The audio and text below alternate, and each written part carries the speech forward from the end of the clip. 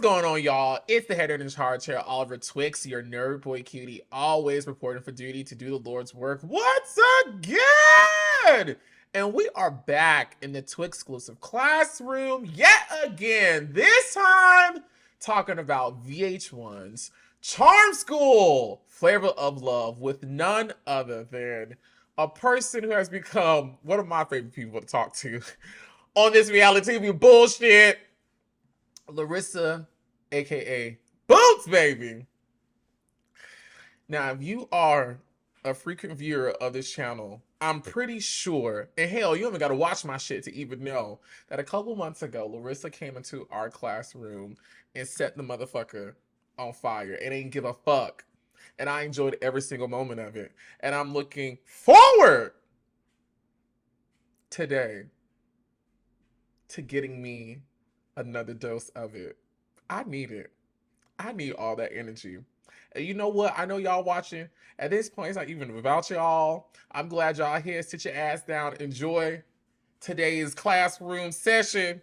But this is for me, okay?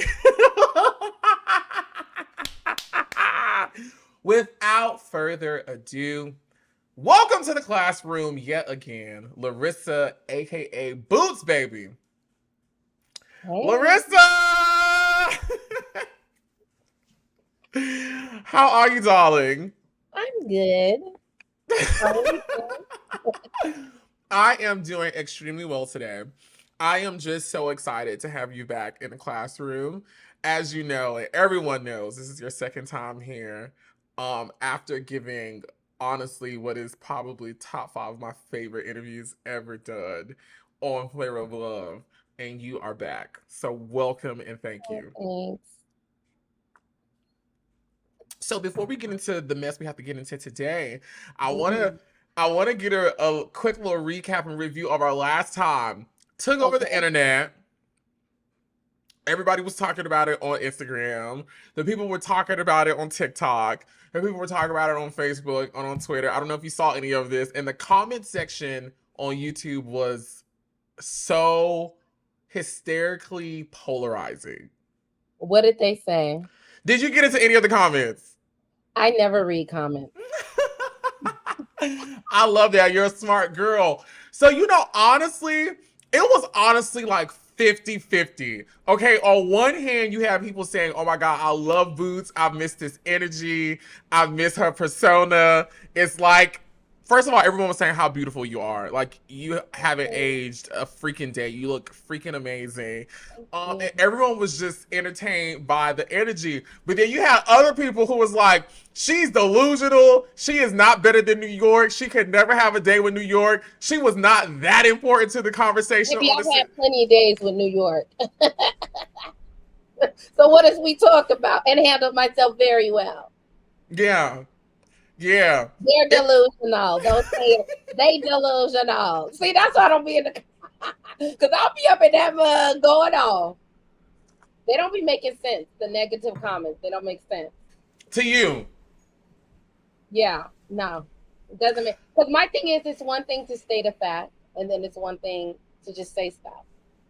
Like, I've sat in several rooms with her. Handle myself very well. So, I don't know where they got that from. But they could take it right on back, huh? They could still do so. How about that? Yo, you gave, again, one of my most favorite interviews ever on anything as it relates to season 2 of Flavor of Love. And as I'm talking about Charm School, I was like, I'm gonna take my chance and ask her if she can come back. And so I'm just so grateful that you are back to get into the things with me on this show that happened so long ago. Again, I'm grateful. Because I think you funny as shit. You know, can I just tell you, I don't even know what the fuck you saying is right, wrong, true. I don't fucking know because I wasn't there. All I do know is it's funny. And I am entertained, and I am engaged, and I want more. Well, let's get into it. So, you are coming off of the heels, going back to that time, off of a very successful season 2 of Flavor of Love, right? And you told us, like, it changed your life. You were able to get jobs and work and bookings and whatnot. So tell us about the conversation that took place with you regarding, okay, now we're done with Flavor of Love, but there's another opportunity on the horizon that we, VH1, I think 51 Minds at the time, would like for you to be a part of.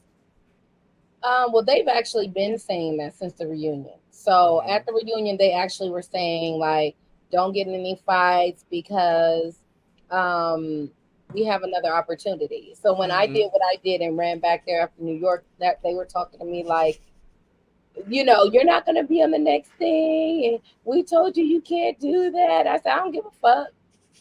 And guess what? I was on the next thing. So that's how that happened. They had always told us certain things, but it wasn't specifics on what the show was. I never knew that it was going to be Charm School. They actually lied and told me that it was going to be like The Apprentice, and it was going to be Kimora Lee. And, you know, back then, Baby Fat was really booming, and we were going to be basically fighting for a position in her company. Wow. That's what I was told. Kimora Lee Simmons was the it girl back then when it came to like reality TV and beauty and brand. She's actually like a pioneer when you think about it in terms of like what we see all these hoes doing now, like Kim Kardashian and the Jenners, in terms of like being a beauty brand boss, fashion boss, and an influencer. Right. And she was gonna be the host, original host of Charm School, you say? Well, I don't know. I know somebody told me that from the production company. So I don't know if they didn't know what they was talking about and just told me, or I don't know if they switched it. You get what I'm saying? So I don't know if they just said it thinking that, and maybe they switched it to. But I will say this: when you guys see that opener of us standing by the bus and Monique comes out, that's the first moment I even knew she was the host. Wow.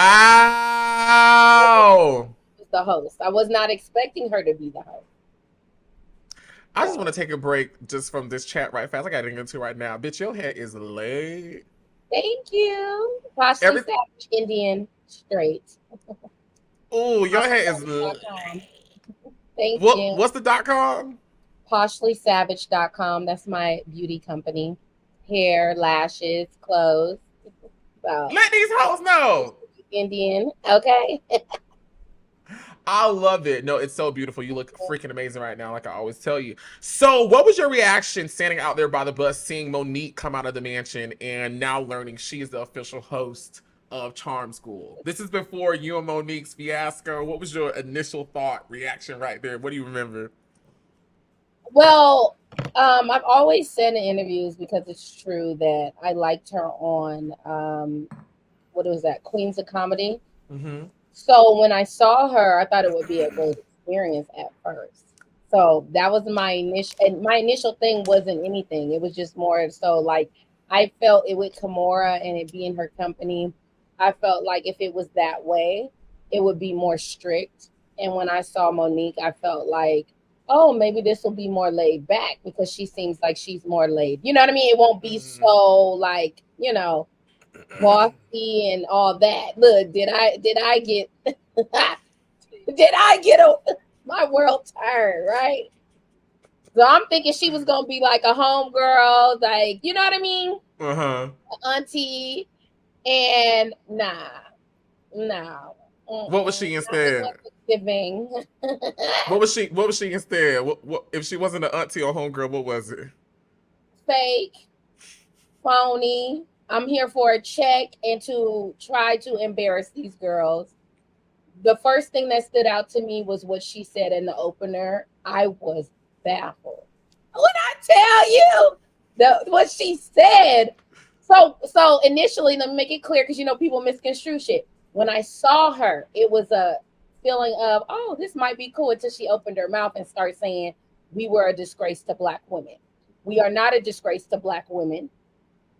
Let me make that very clear. I was very upset about that. So the moment she opened her mouth, so that was just my thought when I saw her, was what I first said. And then when she started talking, it dawned on me, you trying to play us and you trying to play in our face and mess up our legacy of being the number one not messing it up, but make us look crazy. And I wasn't with any of that because last time I checked, she ain't got nothing representing charm school with hairy legs on planes and red carpets, getting kicked off of planes. But may I may I proceed? But when that happened, I knew always. She got the wrong bitch because I'm the wrong one. So in my head, I'm like feeling played by the production. I'm not gonna lie. I felt like, what the fuck is this? This is far from what I was told. Yeah.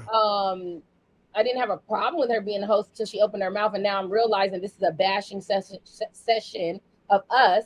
The reason I didn't like her saying we are a disgrace to Black women, this is not, it's a Black show, but there are not all Black women. We had an Asian on there, whites.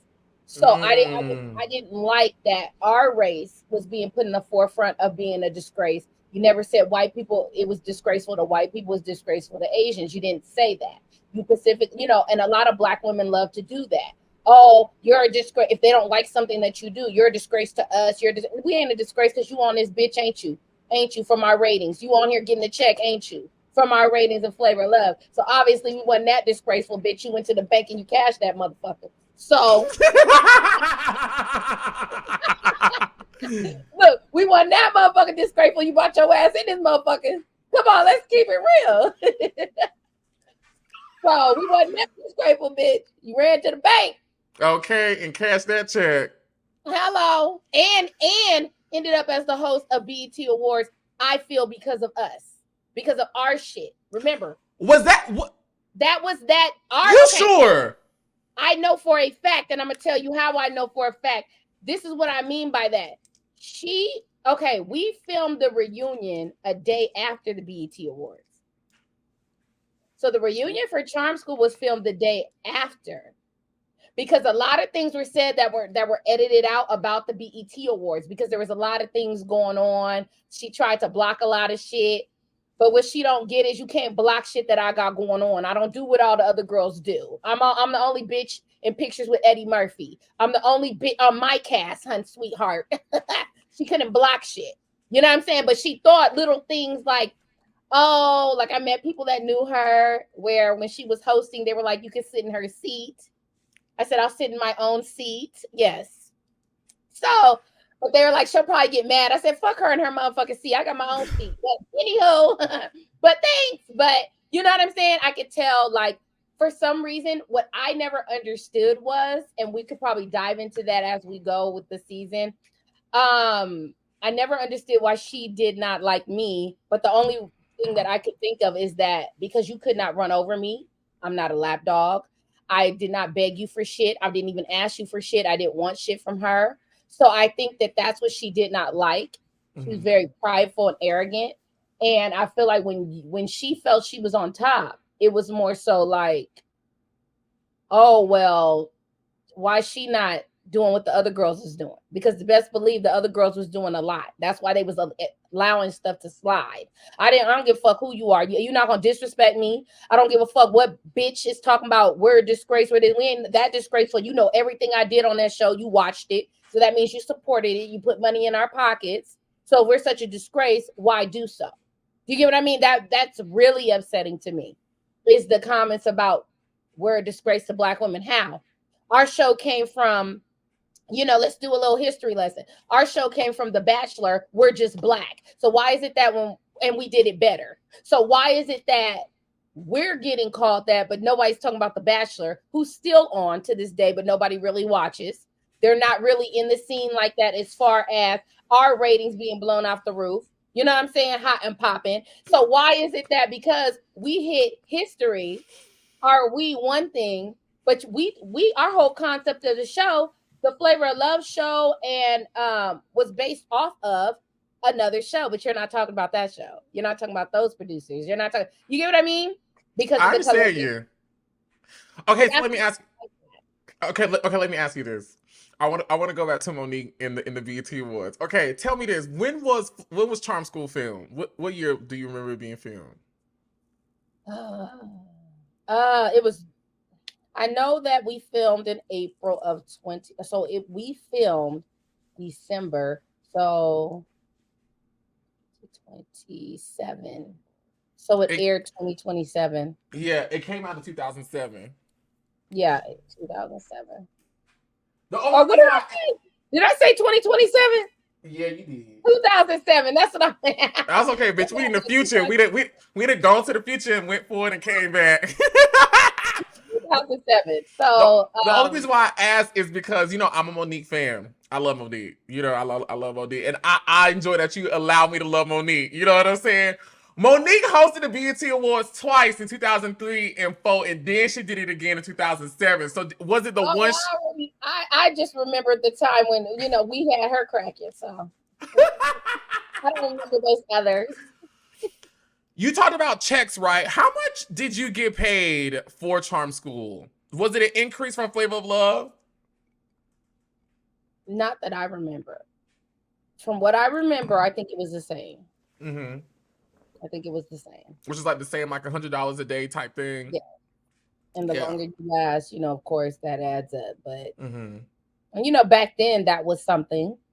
You know what I'm saying? Like, I don't have to do certain things. Like, as far as, like, if I was doing hair, how many heads you do a day, I ain't doing nothing. But I am on the show. But now, looking at the history we built and the money that's being put into reality, we deserved a lot more. But back then, we're thinking that was a good price. And of course, things weren't as high as it is now, but we still deserved a higher price. I felt, of course, we were the guinea pigs of reality. And that's just what it was. How much was like an install back then? Install. From what I remember, like 150. Damn. I know. Well, I guess some people do charge 150 now, but it just depends. When you say install, you talking about, because we didn't have those lace wigs. So we're just talking about like how I have leave out. Right. Yeah, so 150 for that. Mm-hmm. And how much was it to get your makeup done if you want somebody to beat your face? Look, I never even got my makeup done. So I don't even know. You don't even know. I know that's right, Larissa. So I think now is a good time for us to go into Real Call, right? And that's going to naturally take us through the course of the season. Real Call, girl. I'm going to name everyone who was a member of the cast of Charm School, Flavor of Love, and you're going to tell me the first thing that comes to your brain. Never heard of them. Fuck them all, right? It could be a memory. It could be some behind the scenes tea. It could be a present feeling, good, bad, ugly, or indifferent. My question is, are you ready? Of course. Okay, so first on the list is Thayla. She was on season 1 of Flavor of Love, and she went home first. What do you remember about her? The first thing that comes to my mind is just weird. Like, she was just weird to me. Mm-hmm. Like, only thing I can remember about her, I did like her on Flavor of Love when she was on the bus with New York and she was going off on her. That's why I don't get where people are getting these delusions, because she went the fuck off on her and New York didn't do shit. But she had me cracking up in the back, screaming and yelling like she did. But on Charm School, the only thing I remember is us on the camping trip and she was saying something to Monique, complaining about something. Do you remember that? She was crying. Remember what she said. She was crying. Mm-hmm. Saying something about hiking and she didn't want to or something. So I just thought she was a little weird. I don't know if she just was, people say clout or whatever you want to call it. I don't know if she just wanted more airtime and was just being extreme. Do you get what I mean? Mm-hmm. I don't know if that was it and I just wasn't grasping that, but I just felt like she was very weird. It was something weird about her. I didn't feel any realness, but I never got to know her. But from what I seen, I didn't want to get to know her. She was kind of just weird and not my style of girl.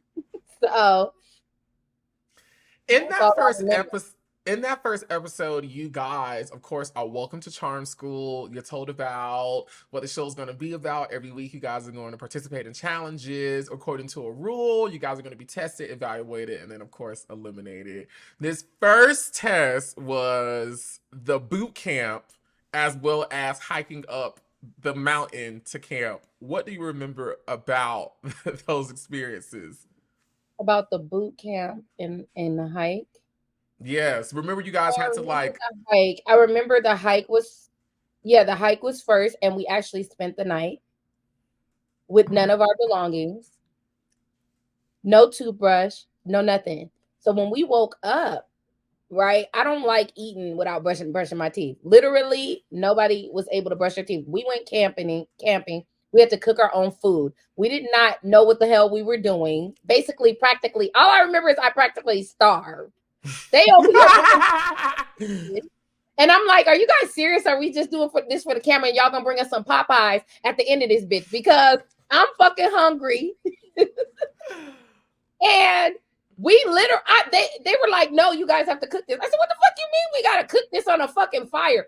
We had to make the fire. Maybe they should have aired that more, because I'm telling y'all, I was so like, y'all gotta be playing. Like, they literally dropped us off.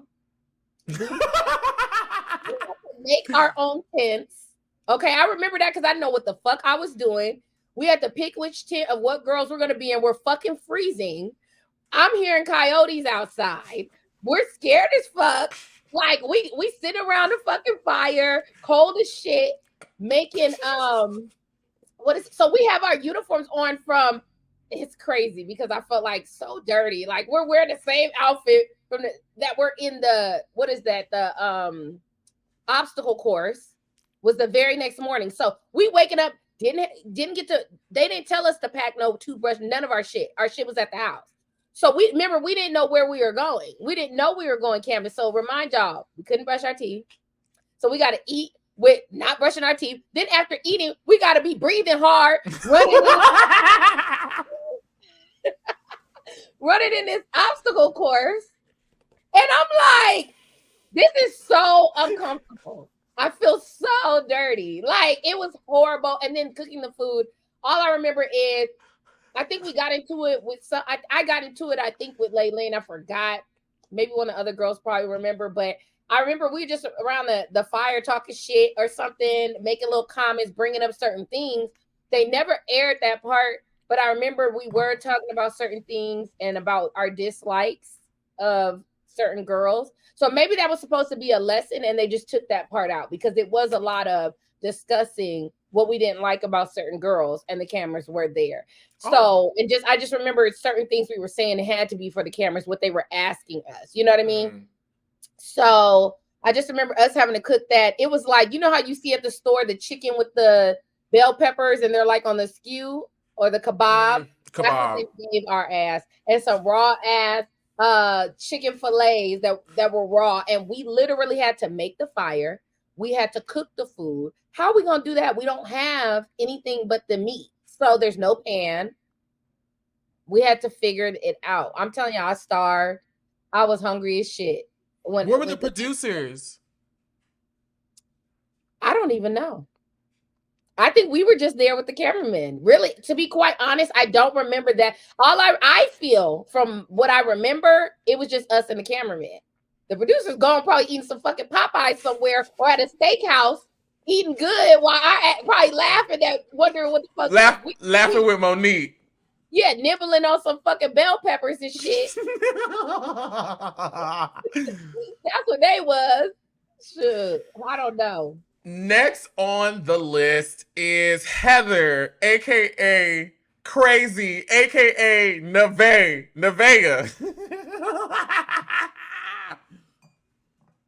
What do I? Oh, let's see. What do I remember? This is y'all's second show together. Y'all on Flavor Love together. Yeah, because I know I felt a certain way on Flavor Love. We discussed that. But Charm School, I didn't really feel. I still didn't like her, but I think that this is what I remember. I'll just tell you what I remember. All I remember is when I realized it was season 1 against season 2, I put that aside, and I'm going to tell you what changed the game with her. Was when, what's the girl name? Hottie hid her dress. Remember? Mm-hmm. He hid her dress and to lose the competition, and it worked. What people don't realize is the reason the picture shit, which we'll discuss later, happened was because it was a checkmate on that ass for what she did to Crazy. And in the same way that she did it, she hid her dress. So I'm going to set you up. because what people, I don't know if it's coming off on camera. Maybe you could tell me if it looked like season 1 and get season 2, but in the house, it definitely was season 1 trying to get season 2 out. And I felt it was the jealousy, because you got to understand, when we came out, it blew they shit out the water. So in their head, we need to use, I guess, their clout and get them the fuck up out of here. Mm-hmm. So Hottie, I've said this all the time, I felt she was very intelligent, but she was secretly intelligent. What I mean by that was, I know that wasn't really who she was, but that was the intelligence of her. She knew, none of these girls even know me like that. I'm going to put on this front, act like I'm like bougie or whatever the fuck her little thing was. She was not friends with any of the girls. I should have took note of that shit. We'll get to that later. She wasn't friends with any girls. She wouldn't tell the girls her business. We didn't know nothing that was going on, which was smart. You get what I'm saying? I knew that. That's why when people look at the picture shit we're going to talk about later, that's why I did that, because I knew if it wasn't for Larissa, let's keep it real, none of it, Hottie would have won that bitch. And I can tell you that right now. That's why when that bitch left, she said, oh, Bootz is too dumb. I don't remember, they asked her something like, do you think Bootz did it? Because they knew I did it. And she was like, oh, she's too dumb to do that. Baby, I'm so happy you think so. Because I know when she watched that bitch, she was like, she gagged. I played that bitch in her own game, and I'm over here trying to help all these other braggedy bitches who backstab me. You know what I'm saying? When really, it could have been me and Hottie at the end, because we the only 2 smart motherfuckers in the house. Everybody else, I tell y'all, her intelligence was through the roof. And we all know when you seclude yourself and no one knows what you're thinking, you don't have the friends in the house, you don't care about having the friends, there's no competition there. She could have won because she would have outsmarted everybody. But she could not outsmart me. Do you get what I mean? So I knew that. And I said, I got to get this bitch up out of here. And I'm going to do it in the way, because I'm telling you, I'm not going to lie. I was like, she's the only challenge here for me. It's her. And I got up out of there. I had to. So, comes to crazy, when I saw that particular thing, I forgot what the drill was for them, but because I wasn't on that particular date or whatever, but I think Crazy had to go on a date, right? With the dress, or something about the dress. It was with Mr. Firestone. Remember the challenge was Mr. Firestone. It was 2 groups that had to talk to Mr. Firestone and see which one impressed him the most. I remember Monique said, oh, she flirting with him. Yeah, he liked my black ass, okay?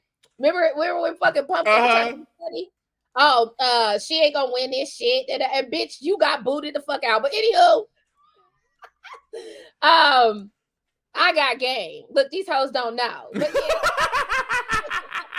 but Crazy, when she did that to Crazy, it really wasn't, my only thought wasn't even about Crazy. It was more so like, this is a war between season 1 and 2. It wasn't a Pacific, what did I feel about her? Does that make sense? I didn't feel anything. It was more so a war between the 2. So it was more so put aside what it is you got going on, because this is a whole nother ball game. This has nothing to do with Crazy, but it does, because whatever happens with Crazy is going to happen to you. Does that make sense? Because basically we on a team unknowingly, because these hoes is trying to get us to boot us the fuck out. If you notice, it started being more of season 2 at first, because we weren't grasping what they were trying to do, until my ass grasped and got that whole Hottie up out that bitch. And Thayla, I think she got out on her own, but she was the first one out. Yeah, I start realizing they were clicking up, those season 1 girls. So Crazy, I think I didn't really think too much into her. I thought so more into, this is starting to be a war between season 1, season 2. So put that aside. Let me ask you this. What do you remember about the challenges related to Mr. Firestone? I just remember Monique saying, oh, she's flirting with that man. And everybody's so shocked. It's like, you guys don't even know me. Like, they don't know me. Like, so I didn't understand the shock with that. But I guess because they didn't know where I come from. Like, right, because you told us, girl, Venus and Serena Williams was your neighbor, that you from around the ways of the ways of the ways of the ways. You know who I lived across the street from was Blink 182, the guy that's married to Kourtney Kardashian right now. Go on. When he was married to the beautiful, I forgot what her name, I think her name was Shannon for some reason. That's coming in my head. But people will know his ex-wife. She's so beautiful, but they used to live across the street. And you know the thing is, Larissa, you got to come from money because I've been hearing you say the same thing since back then. You be like, girl, I don't give a fuck about that. It is, you know, I'm just Okay, that don't impress me. You got to. And I don't think you will be keeping up this lie for almost 20 years because you literally have been saying that same shit. And just to give you a little insight, of course, you know, this show is around my childhood. We used to say Larissa had money, just the kids, you know, us. We said Larissa had money. We said New York had to come from money because I know about Syracuse. You know what I'm saying? I know that's not Brooklyn. I don't know. Oh yes, ma'am. Upstate New York. Oh yeah, you got to come with I know it. New York is expensive, period. But yeah, Syracuse, you got to come with it if you live in upstate. And then we figured Delicious. We were like, Delicious got to be doing something. She just got to. Yeah. So yeah. Another thing that happened that episode was you guys had to make Monique food, and Layleen got to crying and hollering because she had an anxiety attack. What do you remember about using Monique's cookbook to prepare her a meal? First of all, the food wasn't good. Oh my God.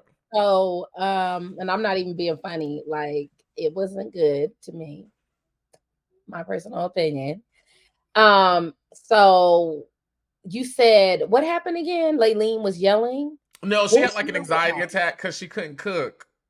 And remember, she made grilled cheese. Oh, you can't cook and you got kids, bitch. What they eating? But like that's the type of shit I'm talking about. How you don't know how to cook? I think that has to be a lie. I hope that is a lie. What do you think she feeding the kids? She feeding them. They eating. The kids eating. I know they probably eating, but not healthy. What you think they eating?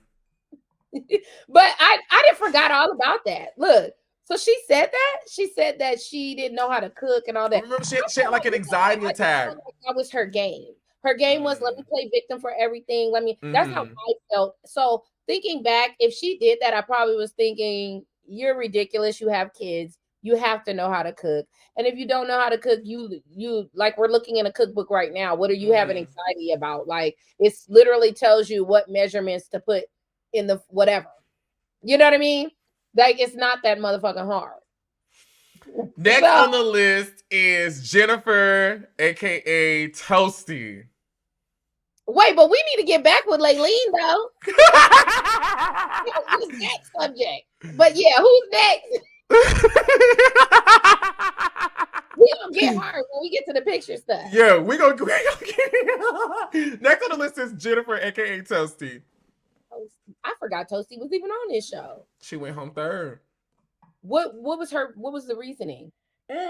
She didn't call her the whore at Charm School, right? Was that no. Pumpkin? That was Pumpkin. It was her and Crystal in the bottom. This was the fashion show challenge where they I believe Layleen was the model and then Dara was the model. And Crystal and Jennifer had got in the bottom. Y'all know I hooked Layleen up. That bitch was looking fly as fuck. Layleen was looking fly.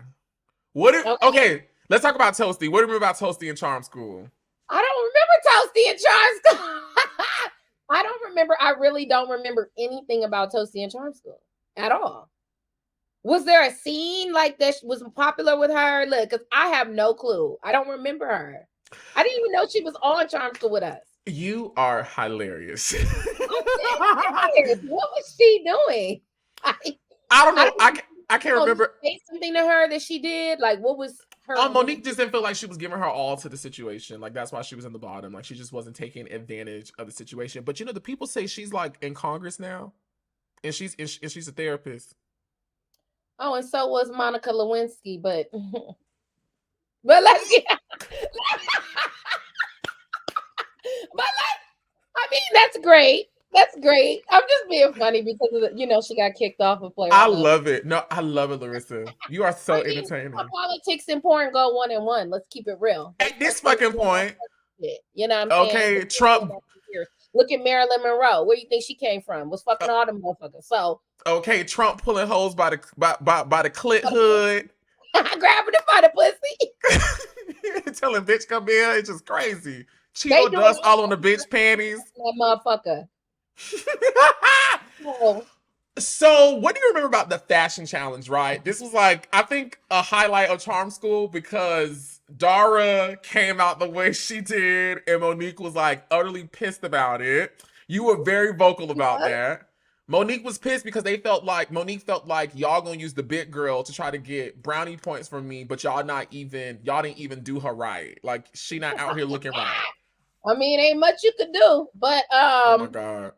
I'm shocked. Crystal. Oh, Crystal said she didn't want to be the model on the other team because I was like, why wasn't she the model? But I just remember me and her sneaking down and laughing at them, and remember us. I knew we was gonna win. If we now, I'm not gonna say I felt like we should have won, but I was thinking because Dara was a big girl, she might win because Monique and all that. And I was shocked that we won, but then I wasn't shocked. So I was okay with. I felt like what am I trying to say? I think on TV it'll be the shocker, like, oh well, she's a big girl, she won. So when it wasn't that, I was shocked, but then I was happy that the right decision was made. Dara looked a mess. And I think Laylene worked the red carpet, the runway, and I hooked her hair up. Laylene looked amazing. She looked good. Next on the list is Crystal, the model. What do I remember about Crystal? I remember she used to get naked in front of the cameraman and tell them, because they couldn't talk to us. So she would like get naked and tell them, she'll say things to them. It was funny because they would be laughing and smiling because they can't talk. You know what I mean? They're not allowed to. So she would taunt them like that, get butt ass naked and be like, what you think? And da-da-da, right? That was her thing. And that's what I remember. I remember she used to do her little workouts in the room, and I would come in there and she would be like, yeah, you get better every day. That stuck in my head when I be working out. That's what I remember about Crystal. I don't really remember her saying or doing too much. But that's just what I remember of her. Now, this episode is, I feel like, the beginning of you and Monique clashing. This is the debate episode. And the debate happens, and you are sitting there pissed. Yeah, I wish they aired it all. I think they aired it all online. I think I saw that. Listen, y'all, everybody out there watching, do yourself a favor. If you are a fan of this, which I'm pretty sure you are if you're watching, VH1 back in the day, I'm finna expose my age a little bit. So when I was watching VH1, when all these shows was out, you used to be able to watch bonus clips two ways. You could either go on vh1.com, and it used to have a certain website that you could go to watch it, because it will always promote it in the commercial when the episode went on. It'd be like, for more clips X, Y, and Z, go to VH1 such and such and such and such to watch more. It'll play a little snippet, and then it'll go to commercial. Or if you had, it wasn't Xfinity then, I think it was still Comcast. Comcast used to put the episodes up for you to stream and rewatch, but then they will also put bonus clips up there. So like, I remember stuff like New York hospitality, right? Or like the behind the scenes clips, all that shit would be up there. There's this clip of that clip, they have that of the full scene of you and Monique and the whole debate. They have an extended version of that. And then there's another clip that I absolutely love, and I think it happens very early on in Charm School, when Monique is upstairs in the room, and I think she's gathered all of you guys around, and for lack of better terms, even though, again, I'm a Monique apologist, but I understand how everybody feel about her. I felt like she was trying to tell y'all, like, to really take advantage of the situation, but she was cussing. Oh my god. She was just basically telling y'all, like, don't waste this opportunity by like doing this for TV. Like, really be here in the moment. What is this? Okay, give me it so I can chime in. I just remember. What were we doing when she was I can't remember exactly you, but I remember two people exactly. I remember she told Shitara, she said, Shitara,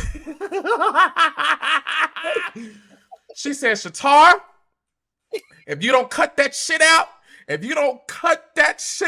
and get serious and get real, I'm telling you. And then she was talking to Crystal, and she was telling Crystal, she was like, you don't have to be, she said it's okay to be sexy, but she said if you're gonna be sexy, like, sell it the right way. She like do it the right way. She said, like, get a calendar.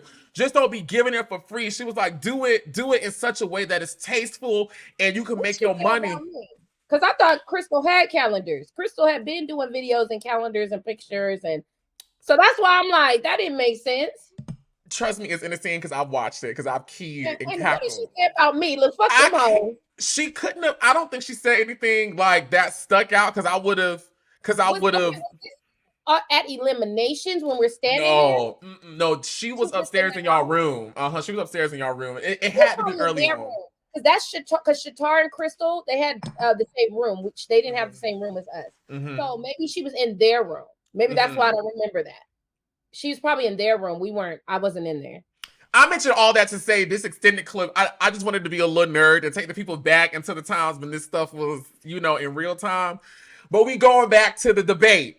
What do you remember most about the debate and what led up to you and Monique having that clash? Cause now you done pissed me off. Oh, well, let me get you more pissed though, to where you need a diaper. But I'll start with the first or the second question, which was what started it, and then we'll go into everything. All I remember is what started it was I used to want to be a lawyer, so I know how these things go with debates. I also went to college, so I know how these things go with debates. I felt like because of whatever she had against me, she didn't want our team to win. Remember, the school actually granted us, because they were being fair, that my team won. Monique came out and said, no, what the fuck, and was going on. Remember that? He interrupted the school people who are actual professionals and told her they won based off of A, B, and C. And they were explaining to Monique, I don't know if they aired this part, they were explaining to her why. I think they did, though. They're explaining to her why we won, because in debates, these are the rules and they fit those rules compared to the other team. She couldn't grasp that for some odd reason. And she decided to attack our team, attack me. And that's what started the whole back and forth with me. I don't know. I just feel like you don't like me. Because I'm going to tell y'all why. I don't know if they aired this. You tell me this. Was everybody crying? Did they air everybody crying? I don't remember everybody crying. Okay, everybody was crying. I was sitting there going off, and all I remember is this is the first time I felt like we were sisters. That's why I say all of us, all of the girls that were there, they know what I'm talking about. We're all sisters, because I'm telling y'all, I don't know what I was saying exactly. I can give you a little bit of what I think, but whatever I said had everybody crying. Like everybody from the other team to mine. I remember Pumpkin crying. That was shocking to me. Everybody was crying their eyes out because I was defending us. I think they were, you know how you have that person that's speaking for you? You're scared to say something because you don't want Monique to turn on you. I felt like, so when whatever I was saying, I think that's where the tears were coming from, because they want to say things, but they don't want to mess up their opportunity. So I felt that's where the tears were coming from, but I felt it was so genuine. And when I tell y'all every girl was crying. And I remember I was saying, you got me fucked up. I just went crazy. You hear me? I know nobody saw this. I remember going off, and they showed the part where I said, they just showed parts like where I said, you just don't like me. But that was way like in the middle. I didn't start it off going off. So that's when she walked up, and I'm like, what you walking up for? Like at the end of the day, you just don't. Like at the end of the day, everybody can see if this is a school telling you that, what the fuck is you having a backlash for? That was basically what my thing was, because it has nothing to do with this whole debate. It has to do with something with me. Yeah, and that's how you felt. Well, she said something. I don't remember exactly because I haven't seen the show in a while, but I know she said something about what I did. I think it was when I got stumped because one of the bitches. What happened? I think when Shay, I'm thinking we're friends, and she said something, and it kind of stumped me. So I kind of start stuttering, like, "Hold on, bitch! What? I can't even keep my cool, this motherfucker, right?" But I'm trying to win this debate. It was something that. So while I'm doing that, that's what she had brought up, something about how I didn't do in her eyes. But then what she did, my thing was, you obviously had to do with me, because at the end of the day, they do this for a profession. You don't. So what are you so upset about? You couldn't be upset about this debate. It has nothing to do with the debate. So that's where that came from. But Everybody's crying because I was going to fuck off. Mm-hmm. I was just telling her what it was. I said, this is fucking dumb. I probably said something as I feel now. I would probably say something like, you don't even know any of us. Mm-hmm. You don't know any of us. You doing too fucking much. You know what I'm saying? Like, I don't know if you're just doing it for TV or what. Like, when I tell y'all I went in, I hit every avenue, how I felt, how the girls are probably feeling. And literally the girls were just like little kids crying. I was crying. I was very upset. I left, and that's when you see us leaving. See, they didn't air a lot because of certain reasons, but I remember you just see the clip of Pumpkin. Everybody's drying their eyes after. So then the only clip y'all see is when we're all happy, and Pumpkin's like, "I'm not gonna lie, Bootz is in it." She's trying to give me my props or whatever. But I'm telling y'all, that was like a sisterhood moment. Like that's beautiful. I feel like it was a beautiful moment, but it was not aired. Because now you done pissed me off. No. So after that, you guys go out to the bar. You guys party. You guys get drunk. And you and Layleen end up getting into it where you... My favorite of Charm School. From what I can remember, you hit Layleen in her head. Take us back. Look, she came with a grenade. I came with a rocket launcher. Fuck that hoe. Take us back to the Coyote Ugly bar situation. Well, let me go on and take everybody back because, people like to misconstrue this. Like I said, I don't read comments, but people have told me over the years when they would post, on blogs, old clips and things. Mm-hmm. I think Shay Room had posted. Shout out to Shay Room. Shout out to the Shay Room. They are fans of us. They really, give us our support. Mm-hmm. And I remember they posted and somebody was telling me people were saying I was a bully. I was this and that. So let's go on and clear that up. You told her she's not a good mother. Cause what mother? But let me refresh everybody's memory, and maybe you could insert a clip because people are so delusional. Because I'm outspoken, I feel like people don't like the person that stands up for themselves. Mm.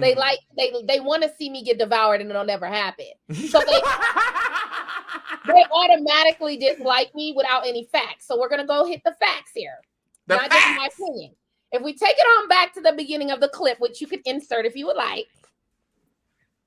From what I remember, Pumpkin, and a couple of the other girls were taking pictures with a fan in the bar. If you guys look closely, that's when the clip starts. We're like cheesing, and then we like the clip instantly starts. You have to look right when it starts. And we took a picture, and everybody's walking off to wherever we were going, to our friends or whatever, to the bar, wherever we were going. Layleen walks up to me, sweetheart, and she walks up to me and says, out the blue. Now, I know Layleen enough from the show to know you ain't even bold like that. So this must be, and then the cameras come walking over, so I know this is a moment. So the producers must have told your raggedy ass to try to play with it, and I'm gonna go on and take you to the playground, bitch. So she comes over bold as she thought she was, the one bold moment she thought she was gonna have, and got devoured, and said to me, what does your mother think of something? First of all, like you said, we're all getting drunk. We're talking about real life shit. The cameras didn't air that. We're having a blast. I remember Crystal was showing me how to do some weird ass drink I ain't never heard of. Got me fucked up. So you weird shit about, you know what I'm saying? That was just so off the wall. But she got the right bitch. So that's what I was thinking in my head. So that's why you see me standing there smirking, because I'm like, so she thinks because I'm drunk. I'm just staring at her because I'm drunk. But in my head, I'm thinking I'm really going to fuck this bitch up. Like, I'm really going to fuck her up. This is it. This is not my day. We didn't already cry. And bitch, here you come with your bullshit. So that's what I'm thinking when I'm like, letting her talk, right? And she's like, what does your mother think? People forget that part. I didn't have kids then. Because if I had kids, they love to, your kid's this, right? But I didn't have kids, so what was she going to attack? My mom's mothering skills. So let's start there. She first attacked my mom's mothering skills. I'm a grown-ass woman with a business, first off. Check who you're talking to. Number two, that's when I said, flipped it on her ass and just did the reverse shit and said, bitch, what do your kids feel like? You strip it on a motherfucking pole, bitch. Fuck you talking to like that? And that's when she knew she didn't fucked up. Because now you all in your feelings. What I did worked because I flipped it onto your dumb ass. And now you screaming and hollering, looking dumb, acting like you tough, trying to bump titties. And I said, bitch, you hit me. Oh, no, that's what she said. Then she proceeded to threaten me and say, girl, I will hit you. Layleen, you will not hit me. I said, if you hit me, you will be on this floor. And I kept saying, and we bumping titties, looking stupid. Bitch, you hit because what people don't realize, let's get this tea. The producer was behind the camera screaming, get Larissa. He kept saying, get her. She's gonna hit her. She's gonna hit her. Because he knew that day was not my day, and I was. That's why when I kept bumping her, right, and we bumping titties, like, bitch, if you hit me, like, because you know, I'm not trying to get a but really, bitch, I don't give a fuck, because I came from money, so really, it really don't mean shit. Like, this little 50,000 at the end, bitch, you needed more than me, so what you want to do? Basically, type of energy. And I knew she wasn't about that life, so I'm not going to bully, you know what I'm saying? But if you hit me, bitch, you're going to end up on this floor, and that's what it was. So I just get unclear with people who say I bullied her. How could I bully someone who approached me negatively, right? And threatened me and said they were going to hit me. So because I defended myself and said she going to end up on the floor, I'm a bully. She started talking about my mom first. Then I said, what do your kids feel like? Which was a valid statement or question. What do your kids feel like with you stripping on a pole? She couldn't even grasp the argument and read me back where she just was all disheveled. So that's her fault. You don't even know how to play the game. How do we get to you knocking her? Because you touched her now, right? Am I right or am I wrong? So that the producer was yelling. That's why, if y'all noticed, the girls came. That's why, because he's screaming. When I tell y'all he's screaming, if you listen to the clip, that's why you hear music in the background. They were putting music a little bit like that dramatic, because they had to cover up what he was saying. He was literally like, no, get her, but he was hiding behind the camera. He kept running behind the cameraman, following camera. No, get her. That's why you see Shay and I think Crystal and I think, oh my God, you are so funny. A couple of other girls grabbing me, but you see in their faces, they're at the bar getting drunk, so they're turning around like trying to get me because the producer is yelling, get Larissa. Get her now because she's gonna hit this girl and we need her on the show type of energy. It was basically like, we don't want her to go home. You need to get her right now because if she hit her, we're gonna have to send her home. That was the energy the producer was giving. Like, so they were holding me back. And then when I got loose, I did a little punch, but I was drunk, so it wasn't that powerful. But still, she got the point. Did a little punch. And how did you not get eliminated, Larissa, for hitting that girl? I think because they knew all this drama. Let's keep it all the way 100.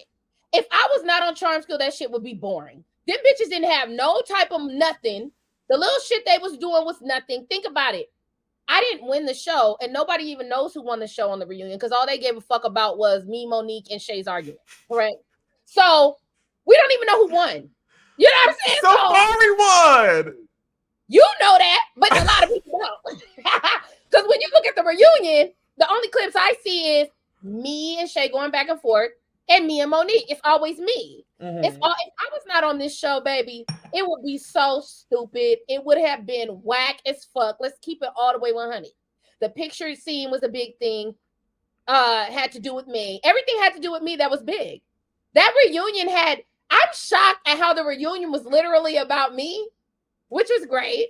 But I literally did not think, we could get on the reunion later, but I did not think it was going to go that way. I'm thinking, you know what I'm saying? That it wasn't even that big of a deal, but obviously I made the show because it wouldn't have the producers wouldn't have done all of that for me. You get what I'm saying? In moments, but that's because that made the show.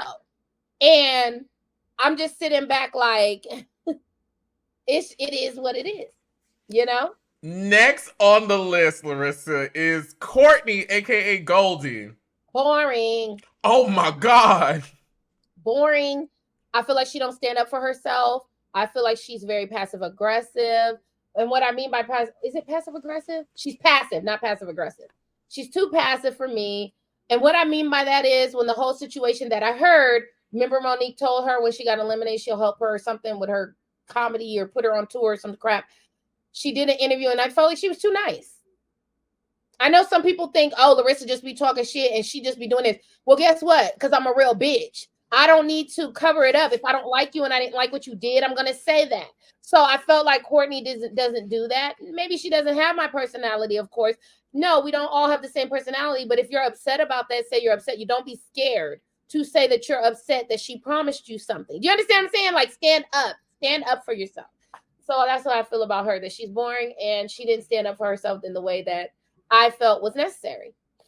What do you remember about the fragrance challenge that you guys had? Separated into 2 teams. Guys had to come up with a fragrance brand. We were sucking dick for perfumes to get the sales. How did they have time, Larissa, to go if suck you guys dick? Remember, that's what I said in the clip. I said them fucking hoes probably sucking and fucking and shit. You know, because they kissed a man, a random. Mm-hmm. You don't remember that? I do. They kissed a random man. I'm like, oh, y'all gonna sell some pussy just to sell this motherfucking perfume, bitch. We out. I already knew I ain't doing none of that shit, bitch. So I guess we ain't gonna win. So, I love y'all. If y'all ever noticed between this chat and the last one, Larissa starts off so pulled up talking to me. But as we gradually get into the shit, it just be shit, fuck these hoes. I ain't doing none of that bullshit. Oh my God, Larissa, I just enjoy you so much. Okay, so the perfume, right? Mm-hmm. This is also the episode where you and Brooke get into it. Pumpkin. About the phone. And allegedly you call her a white bitch. And you told her, you said, bitch, because if you spit on me. No, because she said, look, because everybody loves to bring up New York, baby, but I'm bigger and better. She did say that. She was like, oh, you just trying to be New York. You just trying to be New York. She did say that. And this is how I gagged that hoe. I said, oh, no, baby. I said, spit on me and you'll know the difference. You'll know the difference between me and New York, bitch. You spit on me, you'll know, you'll wake up in the hospital knowing the difference, sweetheart. You'll know the difference. Because I retro Cucamonga cracker killer. We'll have the at the end of this motherfucker while you in the hospital, bitch. I'm scared to get eliminated. Ain't none of that. I don't give a fuck about the show, bitch. You spit on me, you'll know the difference between me and New York then. Oh, you definitely will. You'll remember me the rest of your life if you spit on me. It ain't gonna be no meme. The meme ain't gonna be me getting spit on. It's gonna be you getting slapped down, ho.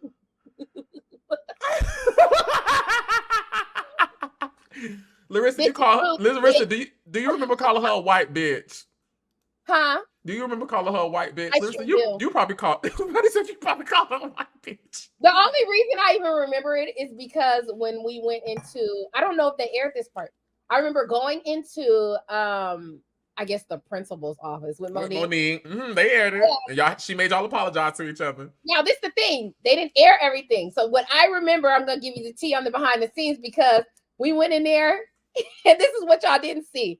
And we're sitting there. I'm just sitting there with attitude. And I'm like, I just want to know if I'm going to go home because I want to just whoop her ass. Whoop. So the Pumpkin comes up there.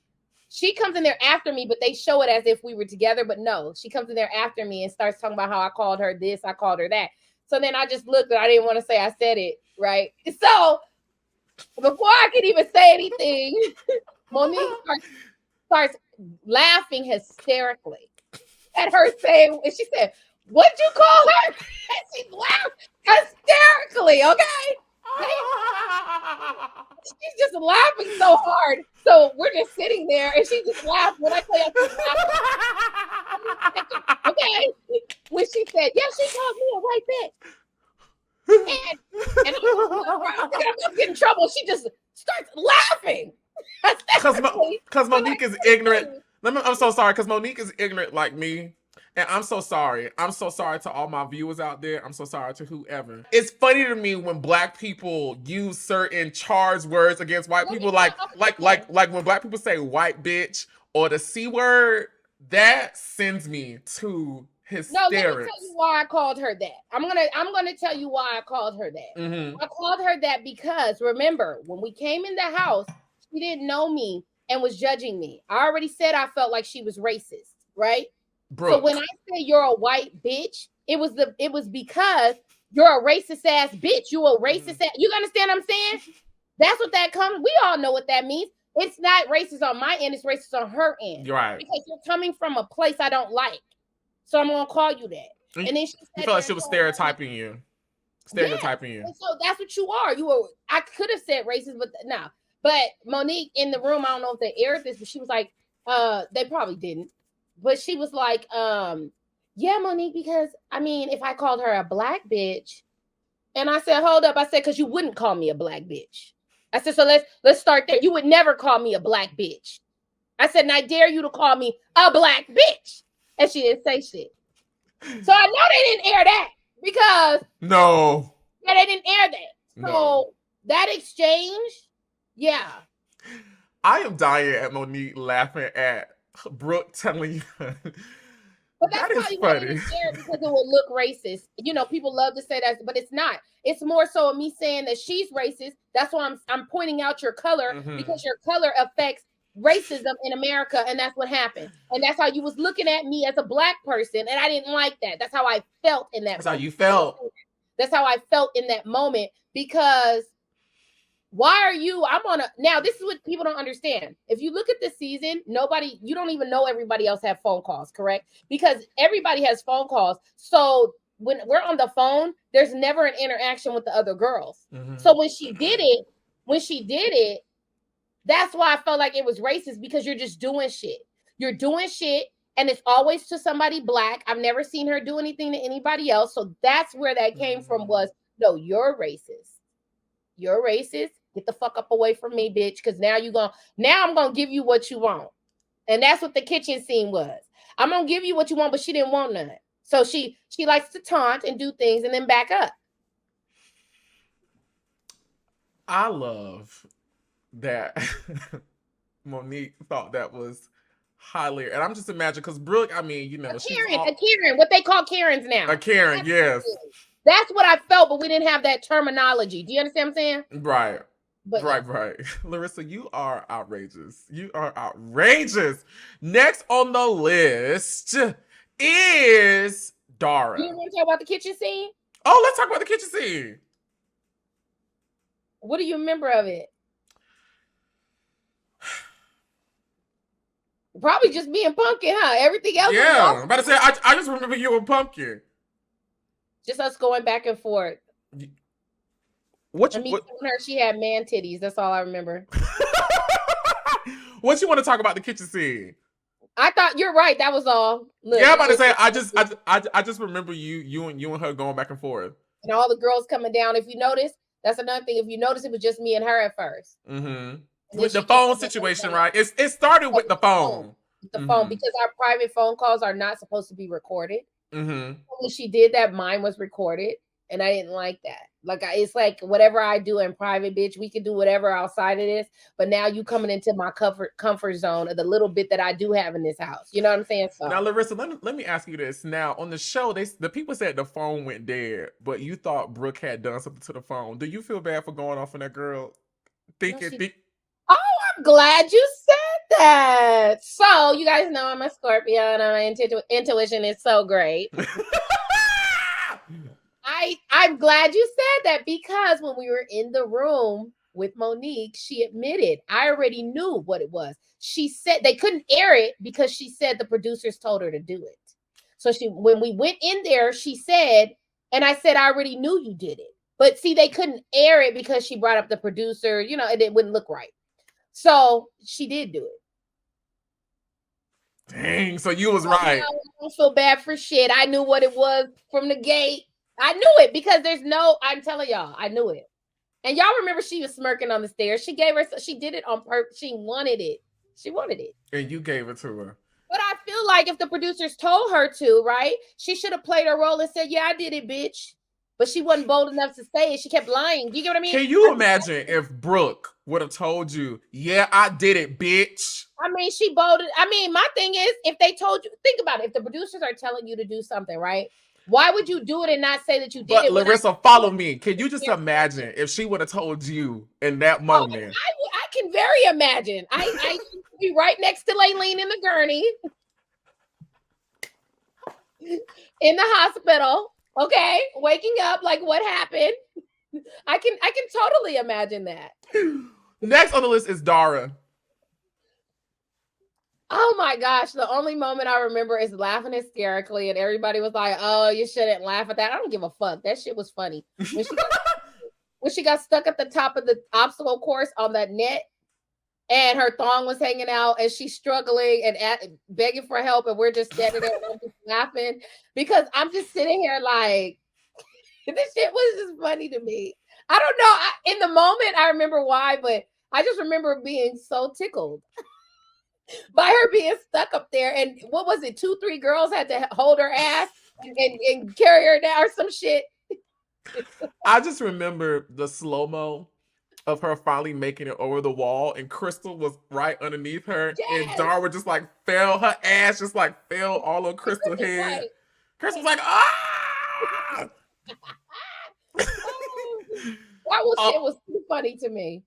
Because all I remember is the girls going, come on, Dara. And I'm just laughing like, shut the fuck up. She can't do it.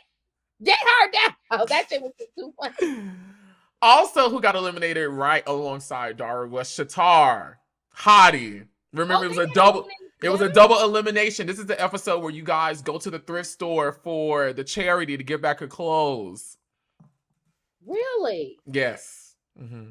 Wait a minute. I thought she got eliminated. Dara and Shitara got eliminated together, and Shitara actually was the reason why they got eliminated, because this is the episode where you take the picture and everyone thinking Shitara. So Shitara goes home because she's already done this before, and Dara was her team member, so she was just collateral damage because Shitara went home. This is that episode. Wait, they both went home? Yes, they went home together. Yes. Wait, okay. See, I don't remember that. I was under the impression that Shitara got eliminated because of the picture. She did, but Dara went home with her. She had to go because they was teammates. Oh. Mm-hmm. I'm glad you said that because I didn't remember that part. I got you, friend. When they did that, I'm thinking the picture shit about to get blown in the water with me and Shay. And then, like you said, okay, now it's making clear. Because when it was Shitara and Dara, I felt like Dara was just like you said, somebody to just be in the place, a buffer. And in my head, I'm thinking they about to pull something out their sleeve or show some footage of me, Shay, or Shitara being in a picture situation. Do you get what I mean? I didn't know what they was gonna do. I was so nervous because in my head, I'm like, it's just too obvious that we're all on the carpet, right? But so when we got sent back, all I remember is when Monique, I think it was before she called them up. Remember, she was asking each girl, so did you do it? Did you do it? And I said, nope. But you know, Monique had to know. She had to know. She knew. I knew she knew because I just feel like she wasn't in the house all the time. So I think they were showing her clips. And that's why she probably told them, well, I'm going to ask the girls to put some more steam on it for, TV value, which was good because I was like, why are they asking us individually? Oh, that was the perfect setup. Larissa, you should have known they were setting you up right then. Because then remember when they got eliminated, Monique was like, Monique was like, I sent Shitara home because I think she took the photo, and she was like, if it comes, she was like, that was bullshit. I knew Monique knew, and I'm gonna tell y'all why. And she was like, Karma gonna come back if it wasn't Shitara. Oh, you should have known it was set. That to scare me. That's what I think. She wanted to see if I was gonna. You get what I'm saying? It was more of a let me say this and see if she'll admit it, and I didn't. Because I'm gonna say it like this. This is how I feel about the situation. It was something that was in my head about the picture thing with Monique. Let's go. Let's start here. Like she knew, because why are you asking us, right? It was something else I was gonna say about Shitara. What was you gonna say? And then I'll probably remember. Okay, let's walk through it. Let's first start with the challenge, right? So this was the challenge where you guys had to pair up and then go to the thrift store and give back your clothes in hopes to have raised the most money for the charity, and then you would win. So how was that task for you? You paired up with Shay, your girl at the time on the show. I didn't like that task. I did not like that task. I'm gonna tell you why. At the end of it, they gave us all our stuff back. So all of those props to Safari and all that shit was some bullshit. And then everybody's like, well, it is TV. They're not going to give. I said, but I wasn't chancing my shit not coming back. You understand what I'm saying? They gave everybody their stuff back. Everybody. So, but remember, I don't know if you remember, they held Safari's Uggs until the very end when she won, and Monique was like, "I told you I was gonna get your boots back." So did it give Shitara? Oh, they gave her everything but the Uggs in the moment. So when she won, that's why that was shocking to her. Got you. Yeah. Because remember, the reason I didn't like that was because I felt like, how the fuck you gonna tell me to give my whole luggage because Safari did? So who gives a fuck? That's stupid to me. Because for me, I need clothes to wear the rest of the season. I don't give a fuck about this show that much that you think I'm gonna be wearing the same underwear, the same motherfucking shit all motherfucking season because you want to do some dumbass test. You know what I'm saying? In a thrift store. No. So I gave up. I counted the days up and I kept the clothes that I wanted for those days. And I felt that was smart. Because why would I think about it? I didn't know they were going to give us our shit back. Everybody's like, it's TV. No. We don't know what the fuck they was going to do. Okay, because they had already done dumped y'all into the mountain. Yeah, exactly. And that was one of the first things we did. That, you know what I'm saying? So we don't know what the hell they about to do. But, you know, I get, and remember, we're one of the first of big reality television. So, like, people now, they could look back at our shit and say, oh, this is how you play the game. We didn't have nobody look at that. You know what I'm saying? Like, we didn't know how the television shit went. We only had little things here and there that we could play off of. So Monique says that you and Shay had the most money until Layleen gave up her ring, which then tilted it over. So Brooke and Layleen were the winners, and they had Shitara and Dara added as the winners to go on the Forever 21 shopping spree.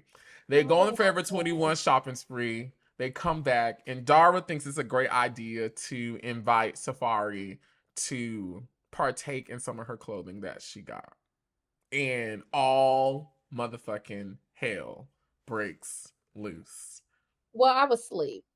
As you could see in the scene, I ran in. I remember that. I remember you being in the bed, like you was posted up looking like. I was drooling because I wiped my mouth. When I come in the room, I'm all wiping my mouth, looking all like, what happened? Because I just woke up. So all I hear is a commotion, and I hear, you know, who I felt was a friend then in that moment. And I run in, you know, because I'm thinking, what the fuck is happening, right? I go in the room, and that's when she turns to me and says,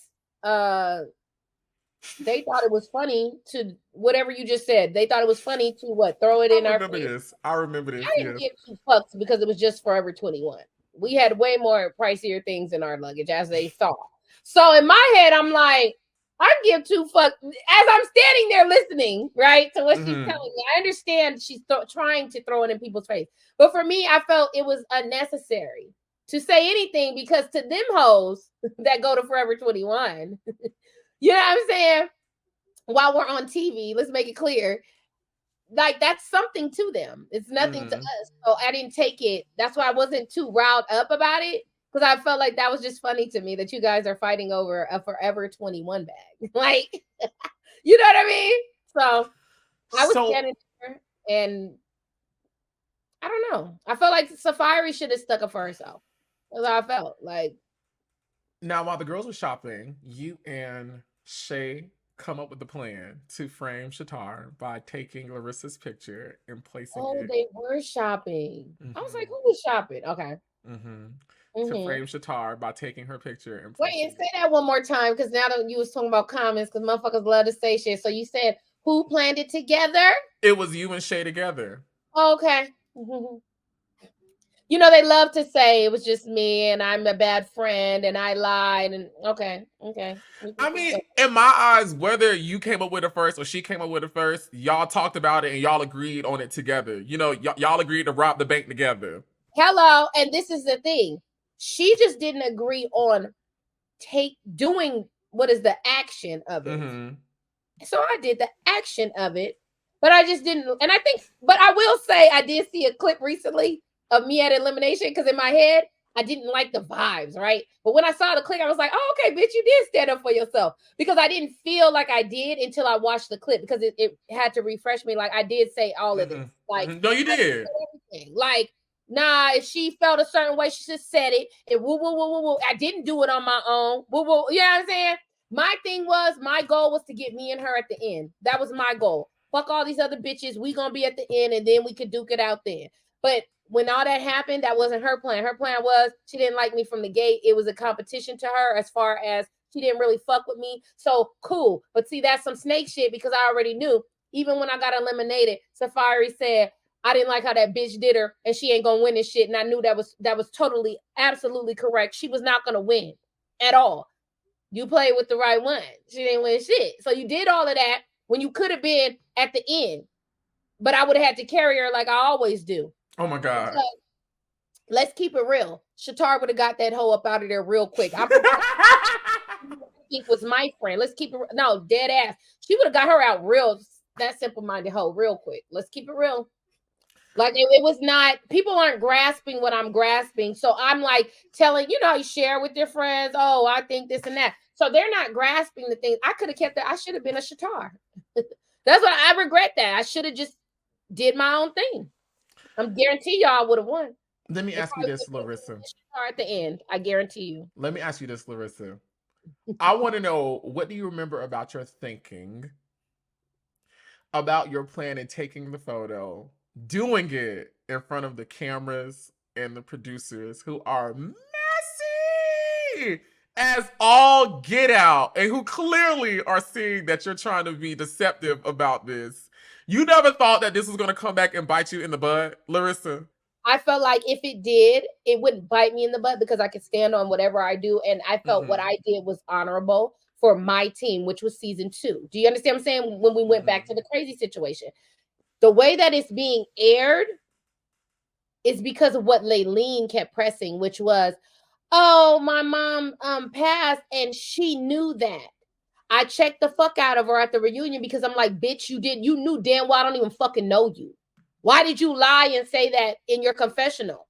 Because she wanted people to, you get what I'm saying? Because of after the bar fight, for some reason, bitch, you mad, you don't have attention, so you lied on me. She lied and made it seem like, and I didn't like that shit. You made it seem like I knew your personal business about your mom. I didn't know shit about, we don't even have personal conversations. Because like I told her at the reunion, as a woman, I could apologize that your mom passed. But you know damn well that I did not know your mom passed. And you know damn well it had nothing to do with your mom. It had to do with setting up Shitara with you because you're a simple-minded bitch and you're going to blame Shitara and it's going to go the way that I want it to go. Do you understand what I'm saying? Had nothing to do with your mom. You know what I'm saying? So she kept pressing this thing in the confessionals with her punk ass because you notice she never said that to my face because she knew I didn't know that. She didn't want to get checked, you know what I'm saying, and embarrassed. She wanted this to play out, so it was like, well, I don't want to say it to her, so I'm gonna just say in the confessional and they'll edit it the way I need it to be. And that's what she did. At the end of the day, I did not know that because if I would have known that, I would have used something else. Do you get what I'm saying? So that was, and people were like, oh, no, I apologize that her mom passed and that affected her in a way because her mom passed, but that was not my intent, and she knew it. And I told her that. You knew that. You knew I didn't know that shit. How would I know that if you never told me that? You know what I'm saying? So, yeah. Let me ask you this. So, in the next episode... and let me say this. When you said about the picture, the producers heard me and her discussing it and ran up. So when you saw the cameras are being messy because they heard us talking about it. They weren't even there yet. Like the other cameras, they came later because it was more so like, oh, you guys have a great plan. Let's go on and do it. And boom, they're shopping. I said, are you sure they're shopping? They were like, yeah. So we went. That's when I said, boom, we about to do this, and did it. So that's what ended up happening. They heard us discussing it. And that's when all the other cameras came like, oh, okay, we about to do this. So that's why I'm saying I knew Monique knew. She had to have known. Of course Monique knew. Of course she knew. Listen, no, I was just trying to see what her game was. Let me tell you this. From a producer standpoint, from the other end, if our residential bad girl gives us this type of gold, yes, bitch, we finna run with it. Yes, I am. If I was the showrunner, like I would have said, everybody act dumb. Let Larissa and them think. I mean, because honestly, we sit Dara not winning. We're gonna say, and I'm thinking from a producer standpoint. I'm not thinking about the narrative that's being shown on the show, guys. Right? Right. Dara was never gonna win Charm School. She was gonna get eliminated some type of way, so we had to get her out. Shitara, while she's a important character within this, her being sent home is funny anyway, so she's not going to win. No tea, no shade. Larissa in here showing her ass, and she is right here terrorizing these girls. She calling this girl a white bitch. She knocking this one upside the head. She's stealing pictures. Larissa's not gonna win. But if she want to do this with Shay, and Shay, I don't know Shay, but I'm just gonna talk about it in the context of the producer. If Shay dumbass finna go along with Larissa, we all finna go along with this because this is great TV. This is amazing TV. So Monique, get down there, eliminate Shitara, act like you don't know. Purposefully ask everybody, do you know who took the picture and did you do it? And end this off by saying, if it comes back that Shitara was not the person, karma gonna bite y'all. Then next episode, everybody talking about the picture, which I want to get into. Everybody keep talking about the picture. Everybody keep asking about the picture. And then you do, I don't know what made you do this, but it is reality TV gold. It is gold. You then blame the whole situation on Shay, just for it to get back to Shay. What you say? What so you do? Let's get that clear, because those were the comments. I protected all of my people. Remember, I never blamed Shay. And I'm going to tell you, and we could go back. This is what she blamed. She ended up saying something about me, I think. Okay, let me tell you what I do know. So, what you remember? What I do know is I protected us both. Remember, reality gold was I didn't flip it on her. I flipped it on the other girls. I protected her. Remember? Remember when Safari, this is how I knew everything you're saying. I already knew the producers. In my head, I don't trust nobody. So I felt like the producers told some of the girls too, because it was weird to me how Safari and Buck Wild, remember, they had me in the room and they were saying too much. They kept bringing it up.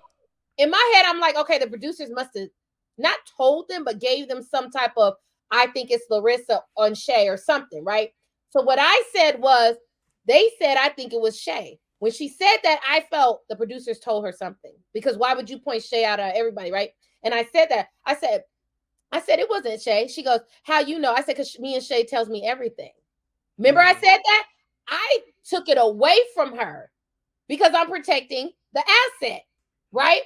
So I literally said it wasn't Shay. And Shafari was like, it was her. I said it wasn't her because we tell everybody. I said she would have told me. Remember, I said that. Something like that. But I know for sure I said it was not her, right? So then something happened to where somebody was like, she said you did it. I don't know if it was Safari or Buck Wild, or was that when Buck Wild. Remember when Safari checked Buck Wild when we was doing the party decorations, and Shay got mad at because she said something like, Larissa told me you did it. Remember that? Buck Wild, I remember. And then I checked the fuck out of her, and Safari checked her, and Safari said Larissa never said that shit. So you got to see that part. Safari said to her, Safari said to Buck Wild, Larissa never said that shit. So Buck Wild went and she started crying because, so that's how you know I never said she did it. I said she didn't do it. This is what I think happened. I think that with Buck Wild lying purposely, I don't know what, that's why I feel like the producers set Buck Wild aside. Because were you bold enough to say that, but then Safari backed me up? Because remember, it's just me, Safari, and Buck Wild. So Safari said, she ain't never said that shit. That's exactly what she said. The Buck Wild, and then because Shay was like, oh, so you went and told her I did it? Remember that? I ain't never said that shit, right? So from her perspective, I could see her feeling like, why was it being discussed and feeling set up, right? But in the other moment, I'm like, bitch, you should trust me enough to know that. And then when you hear Safari say, I never said that, you should have took that as face value because I'm a real bitch. You understand what I'm saying? If it was just my word against two people, I could see her going the other way, but it wasn't. Safari understood. She made it understood that I never said. Why would I say that? Why would I say that? When at this point, we need each other, because why would I say that? So you could say I did it. Do you get what I'm saying? That's stupid. Because we getting to the end, bitch. Exactly. That was done. That would defeat the whole purpose, right? So that's when I felt she felt uneasy and just busted it out to Monique in the room. And I ear hustled because I didn't trust her ass. At that point, I knew you're just too weak for this situation. It's not that big of a deal. It's because why are you crying about it? And why would I throw you under the bus when Safari just said, I never said that shit? And then Buckwild started crying, saying, maybe I got it wrong. Watch that clip. He said, and I'm like, bitch, you didn't. What happened? I can't see. No, I'm gonna play it. Oh, okay, yeah. I found it. Yeah, that's what I was over here tip tapping. Party decorations for Monique's birthday. The fuck? That's fucking stupid. Yo, okay, so you see what I mean? We finally have okay. So let me say I just rewatched it. So basically, so this is what happened. Shay and Becky had a conversation where Becky came to Shay about going to Monique over her being upset about the challenge she did with New York. And Shay was like, why are you going to basically kiss ass to Monique? Becky then takes this information back to Safari and is basically, and Safari, in response to trying to keep Becky in the house, because I heard her say it, she's like, well, if Shay would tell you not to go, why would Shay tell you not to go talk to Monique and defend yourself? She must be trying to like turn on you. And Safari then says, well, if she'll turn on you, she'll turn on Larissa. They then come talk to you about the picture. Safari says Shay took the photo, and you basically it does not show you say Shay took the photo. You just said if Shay say I did it, I'm going to defend myself because they right. So then Becky then goes and talks to Shay again, which Becky so let's stop. So it looks like it seem like okay. So when they said yeah, you're right. If she turned on me or whatever, right? Yes. My thing was, okay, if that happens, I'm going to defend myself. Yeah. No. Anybody would say that. Still, trust me. No, you still in the good. You still in the clear. So then it goes to a scene where all of y'all, except Shay. I'm listening. Okay. It goes to a scene where all of y'all are talking besides Shay. And basically everyone has basically grouped up to say Shay did it, right? Like everybody basically believes Shay did it. No, when Buckwild went to Shay, she said, word on the street, everybody, when it ain't everybody. You know what I mean? Right, but what I'm saying is when she spoke to all of y'all, like when all of y'all was having that conversation before she went to Shay, that's when the seed was planted about basically trying to get Shay out and basically try to like make it seem like she was the one who took the photo. Because Buckwild was basically telling Laylene everything, and you were present. Safari was present. Everybody was present in that conversation. Then Buckwild, while decorating for Monique's party, then brings this conversation up to Shay, which then gets her to talking. And she's like, Larissa. And then that's how you get brought into it. Becky threatens to go home. She starts crying. Monique comes in and she starts interviewing everybody. And Shay basically spills the beans and is like, we did it. Shay said, I need to talk to you. Don't skip that part. She took the initiative to go talk to her because I guess she felt set up. Like, well, I'ma just air everything out because I don't want to go home over. Right. And then she comes and talks to you and tells you that she told Monique, right? Buckwild lied. Buckwild played the fuck out of y'all. With this motherfucking suspicion. And Bootz, you hear me? I will defend myself. Bootz, you hear me? What? Buckwild played the hell out of y'all. She didn't play me. She played herself because she crying like a. What you crying for if you ain't standing on it? That's what I mean. Stand on what you did and what you said. You and Safari came up with that. Why you throwing me in there when you came to me and told me she was going to throw me under the bus? Of course the fuck I'm going to say at elimination I'm going to clear it up. But you went to her and said, well, and Larissa said she going to confront you. That's not what I said. You get what I'm saying? She's misconstruing. She basically made it seem like, well, Larissa said, since you took the picture, she going to throw you under the bus too. I see how it looks when Buckwild's saying it to her. But that's not what the fuck was going on.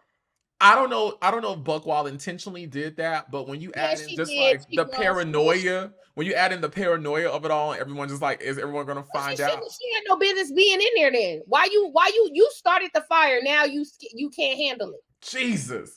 Okay, let's talk about this. New York comes as a special guest this week, and she's interviewing you guys, purposely trying to antagonize y'all. What was your reaction when you saw New York was here? And she was the surprise interviewer. It wasn't what everybody thinks it was because of what was going on. Okay, What you talk have to to me. understand is with the picture thing, remember that just happened. Mm-hmm. So the moments that y'all are seeing, this was the very next thing. Mm-hmm. So at this moment, I'm not talking to nobody. And in my head, I'm trying to figure out what it is I'm going to do. Because I left charm school. I did not get eliminated. So in my head, I'm trying to decide on what it is that I'm going to do, right? I'm really not even when I saw her, it was nothing to me because I knew she not gonna do nothing. You just gonna talk a little shit and then I gotta get on. But my thing about getting on was I still have this big issue out here that's being misconstrued because two motherfuckers want to come to me and say something crazy. And now you mixing me in it, but one person's mixing me in it because really Safari didn't mix me in it. She just said what she felt. But Buck Wild went and did some shit that made it look crazier. Like we're all talking about one person. You understand what I'm saying? And we're all pinning it on her. That's basically what it sounded like. It did sound like that. So I kind of feel like when New York came, I wasn't even focused on her. You know what I mean? Because at the end of this, it's a little interview. You're here obviously to antagonize and say whatever crazy shit you want to say, and you're gonna leave. You're not gonna lay hands on me, so it really wasn't gonna do shit. You know what I'm saying? It really wouldn't affect me. So I kind of just got through the interview and had to deal with, remember, an elimination. Now now that she didn't already talk to Monique. Now it's really that's what's in my head is what's Monique gonna bring, and I already knew I'm coming to the carpet. Do you get what I mean? I already knew. So my head was more in a whole nother space. A whole nother space. And so we get to elimination and you get called down and the whole situation comes to full light about what happened with the photo. I think I get upset and frustrated with people who just stand there and cry and play the victim role because no, everybody wasn't crying when they were both. Well, I guess she was when she was telling Monique. But I just feel like at the end of the day, it's not that big of a deal. It's not that big of a deal. We got someone out that we needed to get out, and that's just what it is. I don't know. I just don't understand. I've always heard you say you never got eliminated. You quit. Talk to me about that. Because on the show, it looks like Monique eliminated you. But what's your truth about We had that? to do it over. So we argued. There was a lot of things not seen. Me and her argued. I was talking all types of shit. I was going the fuck off because I knew right then this is a whole setup. Because now you crying next to me, playing like I'm a bad friend. Monique's telling me I'm a bad friend because she don't know what the fuck really happened because you went in the room and made it seem like I'm setting you up when I did it in your eyes. You get what I'm saying? When we all know that's not even what the fuck happened. Instead of you listening to me, you're running off with everybody else. You know what I'm saying? Instead of listening, why would I backstab somebody when we're in this as a team? If I tell on myself, I'm telling on you. I mean, if I tell on you, I'm telling on myself. What kind of stupid shit is that? I'm gonna tell these bitches whatever I need to tell them, but I never told them anything. Why would I bring you? Do you get what I mean? I never brought her. They brought her to me, and I specifically said, if she does do that, I will definitely clear that up because I did not do it. I never said she did it. Even in the It does confessional. not show you say it does not Even show in the you. confessional, if they because they try to twist that. Now I see what they're twisting. When I said, oh, pour this, pour that, it was basically I'm gonna feed these girls like I don't know shit. And I'm gonna feed them. Oh, yeah, if she does that, it's oh, pour her. If she puts it on me, I never said I was gonna say it was her, but I would definitely say, bitch, it wasn't me. If she does go down there, you get what I'm saying? So my thing is, I just feel like at the end of the day, with the pick when that elimination came, I knew right then, cat's out the bag. I don't really give a fuck. You could see it in my whole energy. I didn't give a fuck. When I got to that place, it was more so like y'all bitches is fighting this hard to backstab me, a bitch that I protected this whole time. You gonna backstab me? But let me let your ass have this shit because you're not gonna win anyway. You're not smart enough to win, and I know that.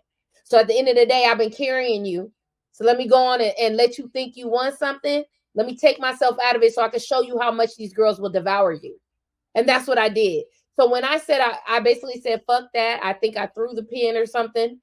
And the production said we had to do the clip over and act like I got eliminated. So I had to pick the pen up. We had to redo. I will say that was one thing I've ever did in reality where we had to redo. for a scene and basically act like I was eliminated. But they told me to do was put the pin back on. And they told Monique, me and her were arguing, and they told Monique, okay, we're gonna just do this clip real quick because I said, yeah, I'm ready to fucking go.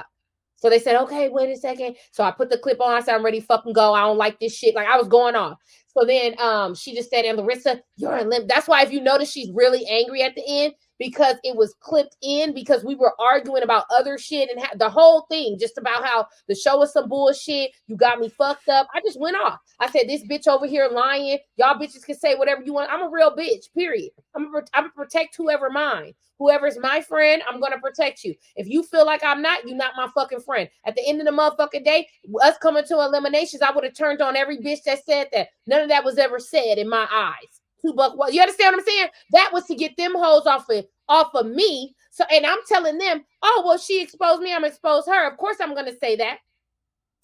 If we get to elimination, I'm turning on all these hoes for you. But if you don't believe that, then you're not really my friend. Do you understand what I'm saying? So at the end of the day, I started realizing that. And I said, I'm going to let you have this because you ain't smart enough to win it. And that's what happened. So I knew exactly what was going to go down because she got so much hate against her about that picture. She didn't win. You couldn't have won. She was not going to win. Laylene would have won over her. Trust me. I've been around these girls. She's not smart enough to win. And she wasn't going to win without me. Hell, if we were not friends on that show, she probably would have been a Thaler. Ooh. Or a fucking Toasty. Let's keep it real. Oh my God. Let's keep it real. The only way that she got any type of clout on there was because of the picture. There was nothing you can say that was interesting about her. It was just the picture. That's it. And you keep saying, I did the picture, so therefore I'm the only one that's getting you any type of limelight. So at the end of the day, you knew you needed me, but I think she thought I got Monique on my end because now she really hate Larissa. I'm standing, Larissa ain't here. She felt I was competition. She wasn't my competition. You understand what I'm saying? Mm-hmm. But I knew you're not even strong enough for what you think you about to do. You're not even strong enough, baby. So let me go on and give it to you, and I'm going to bow out gracefully and show you. I'm going to let you embarrass yourself because it was embarrassing, crying and shit and doing all of that when these girls is about to fuck your shit up. And that's exactly what they did. The target was on her back from day one. Do you get what I'm saying? Because me and Safari were friends back then. We're not friends now. But I already knew she don't even like her ass in real life. And she knew that. That's why if you see the energy, you could tell she don't even like her. You know, we from the West Coast, we say what we feel. That's why she said, I feel she took the picture because she's going to say how she feels. You get what I'm saying? So that was her because she done never liked her. So at the end of the day, she knew that because I told her that she didn't like her. So she knew that. So if you want to be out here with the wolves on your own, go ahead and do it. Because at the end of the day, I'm not one of your wolves. I'm one of the people that would have fought to the gate. Them hoes would have thought all day long she gonna go to eliminate. Remember what Safari said? Buckwild messed it up because telling the plan. But I would just like she having Buckwild back. That's not how the plan was gonna go. But I'm gonna make you think that's how the plan gonna go. Do you understand what I'm saying? Mm-hmm. So, nah. That whole situation, I was just like, I'm ready to go. And that whack ass Pee Wee Herman motherfucker talking about he think I'm a psycho. Who? Pee Wee Herman, the judge. Oh my God, we're gonna get to Keith. What happened after you got eliminated? Did you go home immediately? Well, I lived there, so yes, they drove me home. So I live. Anybody else, they would take them to a hotel and then they'll fly out the next day. Or yeah, they'll fly out the next day. But because I live in Cali and we were in my vicinity, I was able to get driven home. And when I got home, my parents actually had their stuff packed. So remember, oh no, that was Flavor of Love. Mm-hmm. It wasn't Charm School, sorry. Flavor of Love when they drove me home. Their stuff was packed. But yeah, they drove me home. When did y'all do y'all interviews for the show? Like when they're interviewing you guys, like y'all confessionals? We always did confessional. Well, I will say for Charm School, it's always in between. So when you don't see, that's why when I took the picture and me and so was discussing it in the room privately. That's why I was like, oh, they're shopping. Because sometimes they'll be in a confession, like getting interviewed in a whole nother part of the house. So we do things. So when you don't see certain girls in certain scenes, they could be in their interview. So we do it as the show goes, as they're filming. Got you. But I will say, when I got eliminated, did I stay there an extra? I might have stayed there an extra day because I think I stayed there one day and then they drove me home because I had to finish what I felt about certain things. I think that last part, because remember, they weren't expecting me to leave. So I had to come back the next day. So I think they put me in a hotel and I came back the next day, did my interviews and left, because remember, I wasn't supposed to get eliminated. I was still supposed to be there. I left. So they had to tell Monique, okay, after we argued and got it in, I said everything I felt in her face. And after that, that's why she's so angry with what she's saying when I left, right? Yeah, you're now eliminated, whatever the fuck she said. And I went outside. And when she leaves, do not let her back in. She said, bitch, you not welcome here no more. Oh, please. I ran this house. As you can see, it was boring right after that. Next on the list is Brooke, aka the whore of Charm School. Oh my God. You know, it's funny because I just love Brooke. And I'm going to tell you why I love Brooke. Brooke is a bold bitch. You know what I'm saying? I love me a little bold bitch because I'm a bold little bitch, right? I love Brooke. And the reason I say I love her is because, like I said, with Courtney and other girls, if you can't say what you said privately to me, there's an issue there, right? Now, she didn't tell me that she did the phone, but I think that's because maybe her plan or whatever their plan was supposed to be something else, but it ended up, maybe so. But one thing I'll say is she will definitely tell you to your face what she feels about you. You understand what I'm saying? So I respect that. And we just had a lot of fun moments. Like, I feel like she's fun. That's probably why she was labeled the whore of Charm School. I don't know. The last thing I remember about Brooke, I just feel like we probably would have had some great times if we hung out. I felt like she once we got warmed up with each other, we had a blast together, and I felt like we could have had more times together, but we just never linked or anything. But I think that once that whole Monique thing happened with the debate, we kind of had a sister moment, so I felt like she's probably a cool girl,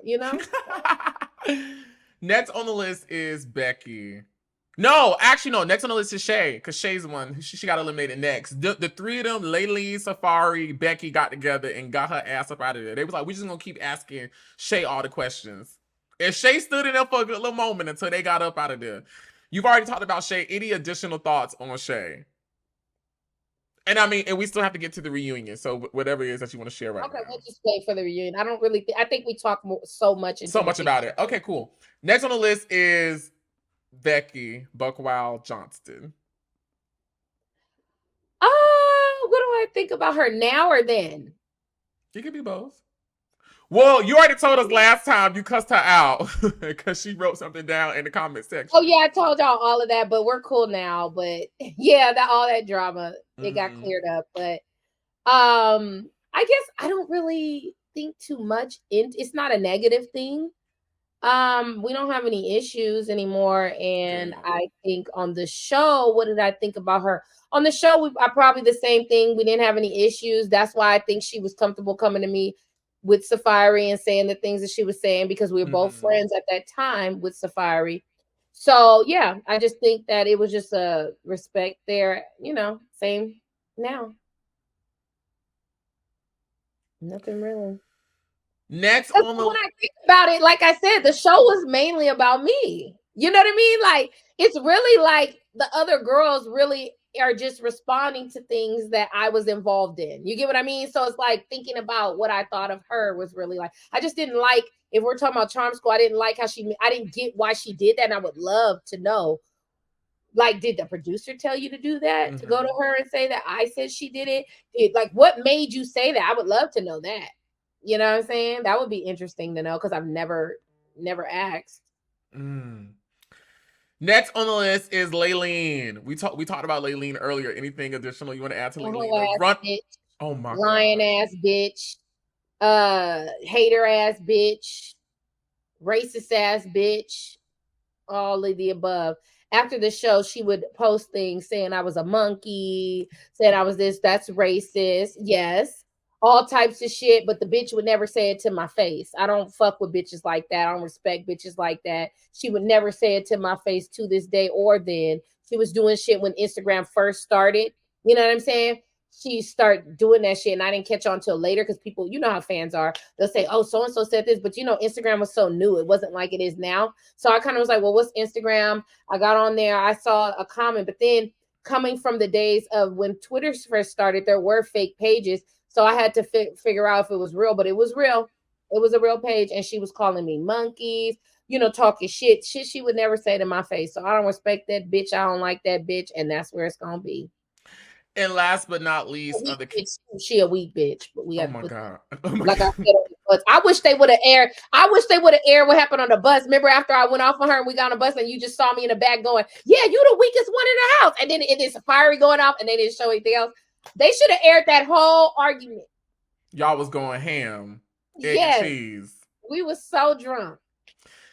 Last but not least, the winner of Charm School, Safari. I think the show was about me. How'd you feel about Safari coming out as the champion? I didn't feel any ways. I think at the time I was happy that she won because I felt like she'll do right with the money. The other girls, I don't know what they would have did with it, but I felt like she would do right by the money. I was just happy it wasn't who backstabbed me. So then we get, oh wait, Mickey Taylor. I was like, who's Mickey? Mickey's the black lady, right? I don't know. I don't like passing people, so I don't really know her. She was just so, I feel like we should have had some crazy judges, like some bitches like me, a bitch like me. You know what I mean? Like, I don't know. I just felt like a New York personality. Like, they need personality. I didn't think that was a good panel. Baby, you were personality enough. Trust me. No, I know that, but as far as judges, I feel like they didn't have the honor of being called that on our platform. Does that make sense? Like, you guys, with a personality like me, you need a judge that's outrageous. When raggedy ass Pee Wee Herman, aka Keith, talking about I'm a psycho, that didn't even match what the fuck was going on. Like, what the fuck is you talking about, Pee Wee Herman? What do you think about Keith? I don't like that motherfucker because I didn't like that he said that shit. I didn't even remember he said that to me. You said I was a psycho? How am I a fucking psycho? I'm a psycho? Oh, okay, but you're Pee Wee Herman. We talked about her. I didn't even know these people, by the way. So I was like, well, what does Keith do? Like, what does he do? Like, I was like, what made him honorable to be on our platform? I think he was like in the pageant world, right? Like he was like a thing in pageantry. I bet he was. Oh my god. So I'm gonna save Monique for the reunion. So we get to the reunion and it's all this other stuff, Shitara and whatever. We not here for that. We here for you. With Shitara? What happened? Remember, Monique was just like, "This is just a character that Shitara does." Blah blah blah blah. It was just a whole bunch of shit. I didn't even watch their half because the queen had to come in at the end. They had you in the back, y'all. Okay, this is why going back to the BET Awards. This is how I remember BET Awards was the day before because I missed the red carpet and I cried my fucking eyes out, y'all. I got dolled up and everything. I was crying so hard. And Shay said, "That's why you was crying outside the red carpet." Da-da-da. And I looked over because I'm like, how does she know that? The carpet was closed. I didn't see her, right? So this is how I remembered. The BET Awards was the day before. We filmed the reunion the day after. So Monique had just hosted. All of these things are happening. So that's how I remembered it because things were being said about it at the reunion. So you were in the back. I remember they started off with you in the back, right, on this monitor. And then I was in my green room way across the damn. We were like in Paramount we were in the studios, like Tyler Perry Studios, but it was like Paramount. So you know how I was way off somewhere because they had to put me in a golf cart And I was like, damn, how far is the damn thing? I mean, I know I was a villain. Look, but I mean, y'all didn't put me way out. Like I'm telling y'all, the little golf cart ride was about 5 minutes. They didn't have me way out. Remind y'all, they are not telling me it started. I'm not knowing these girls have started the reunion. So when you see me behind the TV, I'm looking confused and I feel left out because I'm like, why are they out there and how long have they been out there? Now I'm hyped because I'm like, I'm not now in the moment, I'm upset. When I look back, everybody's like, because you were the queen of it, you didn't need to be there for that shit. You're the finale, right? But in the moment, I'm thinking, but why the fuck are they out there? I couldn't hear nothing they're saying about me before. You get what I'm saying? Like, I have no clue what's being said. I'm literally coming in like, what the fuck? Well, how long? Why are they talking? Why is all this going on? And the producers aren't really giving me any info. Oh no, you're about to go on. That's all they're telling me, right? And in my head, I'm like, no, but why is all the girls there and I'm not there? Mm-hmm. So I'm feeling funny. Like, remember, now that I'm set up on the show, I'm feeling set up now. Like, why the fuck is the reunion going on without me? Not knowing that in their eyes as production, it's like, you're the star. We're putting you last for, you're not last like we don't care. You're last because you're the queen of this shit. You get what I'm saying? I didn't see it like that. Does that make sense? So when you see me sitting there baffled and then Shay's talking shit, I'm literally walking into something that I'm thinking we're going to get everybody's going to get mic. Everybody's going to get sat. And that's not what's happening. I'm literally walking into something that has been going on for about an hour or two already. They have already been out there about 2 hours. I literally in my green room drinking and talking shit. And get golf cart over here, and y'all bitches already been filming. So now, and that was a good tactic because it did make me mad. Maybe they wanted me to get mad. Like, we need that energy. So when she get on this platform, it's going down. But they didn't expect me and Monique and my mom and all that. They thought it was going to be between me and Shay. You get what I mean? But I always give the show. Always give it because it's all. If y'all notice, every show I've been on, the reunion has been nothing about me. It has been. Fuck the reunion. What did Bootz hit New York? Fuck the reunion. What happened with Monique and her mom? And it's always, and I never won any of these shows. I didn't have to. That's why I tell people that. Okay, so you and Shay go back and forth, and then Monique comes out and intervenes, and then you was like, "No, Monique, because you full of shit." And Monique hold on. So then Monique like looks at you and kind of like walks up on you, right? And then you stand up, and then your mama stand up, and it's just like a whole thing. So take us back to that moment. Of course, we saw what we saw on TV, but what do you remember being there in the moment once Monique comes out? Tell me. First of all, when I'm sitting in the back and Shay's talking shit, right? You can see us in the monitors. I think they showed this part. I'm not sure, but I was like, why the fuck? I couldn't hear certain things she was saying on the monitor. I said, that's not fair because she's saying shit and I can't hear her to combat that and talk shit back. So you see, but the way they edit it makes it look like I'm not saying shit or I'm just saying a little bit. No, it's because I kept turning them like, fuck that, I'm about to leave. I said, why the fuck am I back here? I want to go out there. Right? I kept saying, no, fuck that. And then she talking shit. Yeah, that's why you're hiding. Bitch, ain't nobody hiding, bitch. They're saving your ass. They're saving you.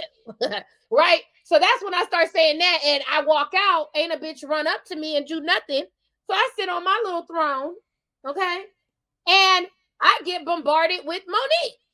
So now I'm like, okay, here come Big Mama. Let's get it in. Let's go. Right? Here she comes. Now I'm like, now I'm on 10, bitch. Now you got me where you want me, bitch, because I'm about to go fuck off. That's when you see her walk over. What y'all didn't see was on this side of her, where that's not facing the audience, she had her fist like this. That's why I got up. Because we all know if you want to fight somebody, what's your fist balled up for? So let me go on and stand up, bitch, because you ain't going to get me sitting down. We just going to be fighting motherfuckers in this. Now, when it comes to my mom, when it comes to my mother, when it comes to my mother, my mother, bitch, your mama look like a motherfucking drag queen, bitch. So my mom was actually, remember I told you the BET Awards of the day before. Mm-hmm. We were still out there for the BET Awards, so my mom was actually leaving the hotel to go home where we were because we wanted to stay closer to the BET Awards location. And she was in the green room with me, and she said she was going home when I went on stage. So I'm thinking she left. She told me after the fact, because I didn't even know my mom was sitting there. Right? And people are like, well, how couldn't you notice when she was sitting right there? Because we're going back. Remember, we're going back and forth. I'm not looking at the audience. I'm looking at Shay. You get what I mean? I didn't see that they walked my mom in. Oh, you know what? Maybe I did see them walk her in, but I didn't know. I'm like, in my head, I'm like, what the fuck is she doing here? Because people were talking shit like, why wasn't her mom dressed? She wasn't dressed because she was going home. You get what I'm saying? Like, she wasn't even expecting to be on TV. So she told me that they told her in the green room when I left, no, we want you to come and do and sit in the audience. And my mom was like, I'm not dressed. They were like, no, it's fine, it's fine. So they took my mom. She thinking she was gonna leave. Behind my back, they told her to sit there. And that's how all that unfolded. I had no clue she was coming out there. She didn't know she was coming out there. And that's how that started. And then it unraveled. She saw her running up on me.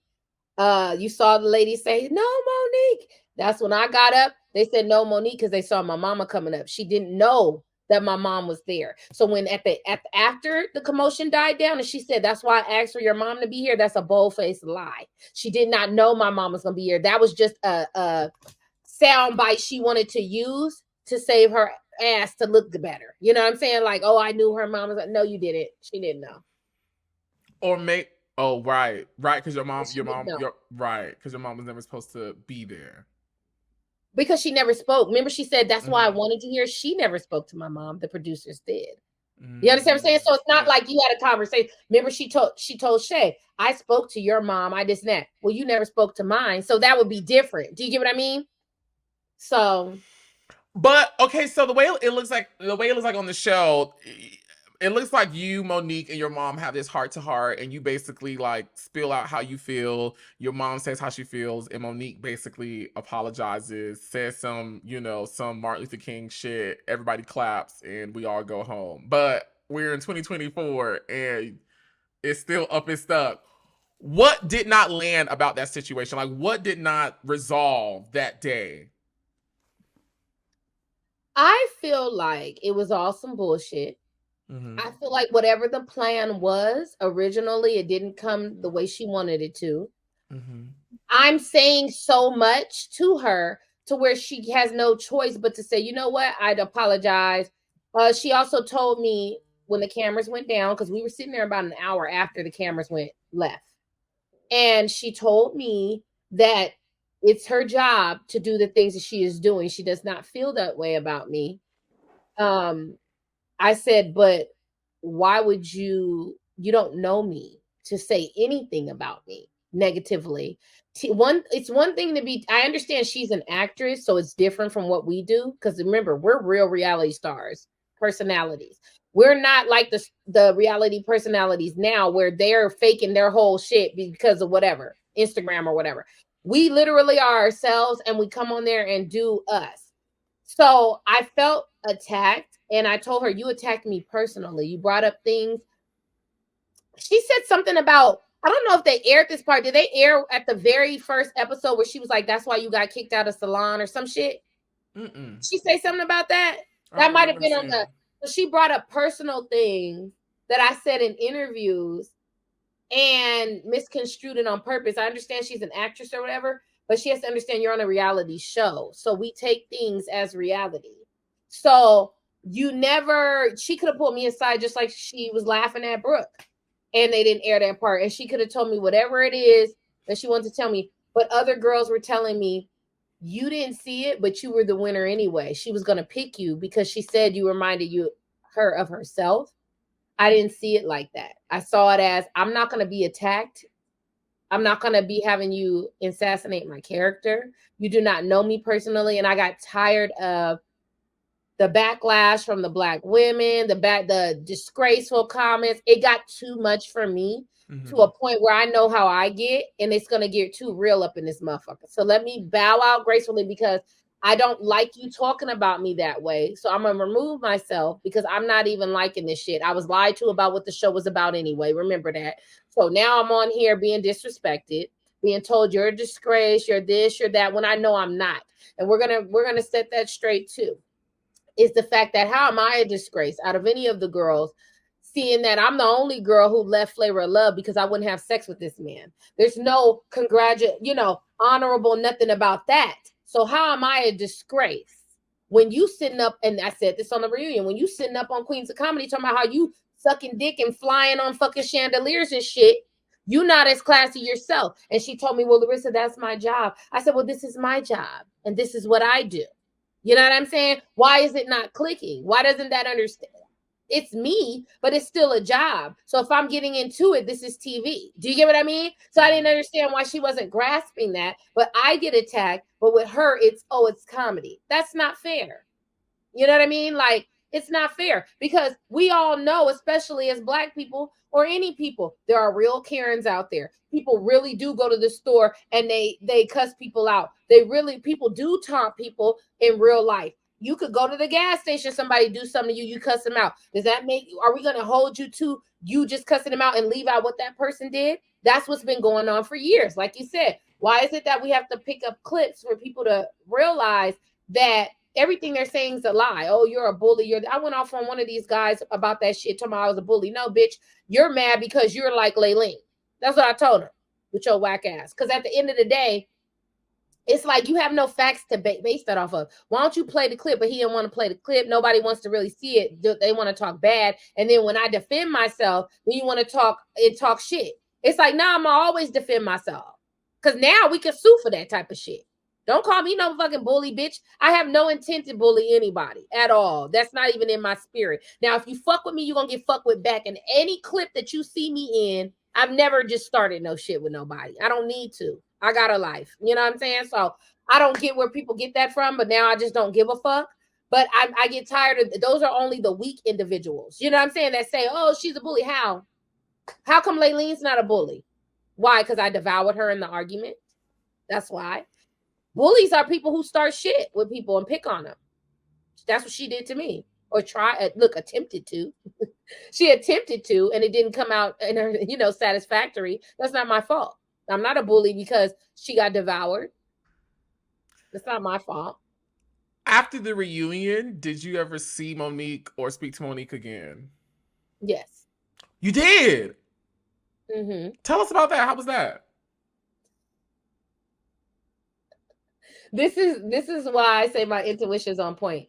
When she sat there and I just told you that she said doesn't really feel that way about me, right? Mm-hmm.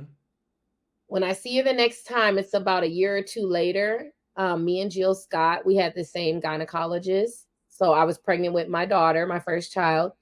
And me and Jill would always have the same day. So our due dates are like, mine was like beginning of April. Her baby was due. Well, I was end of March. Her baby was due like end of April.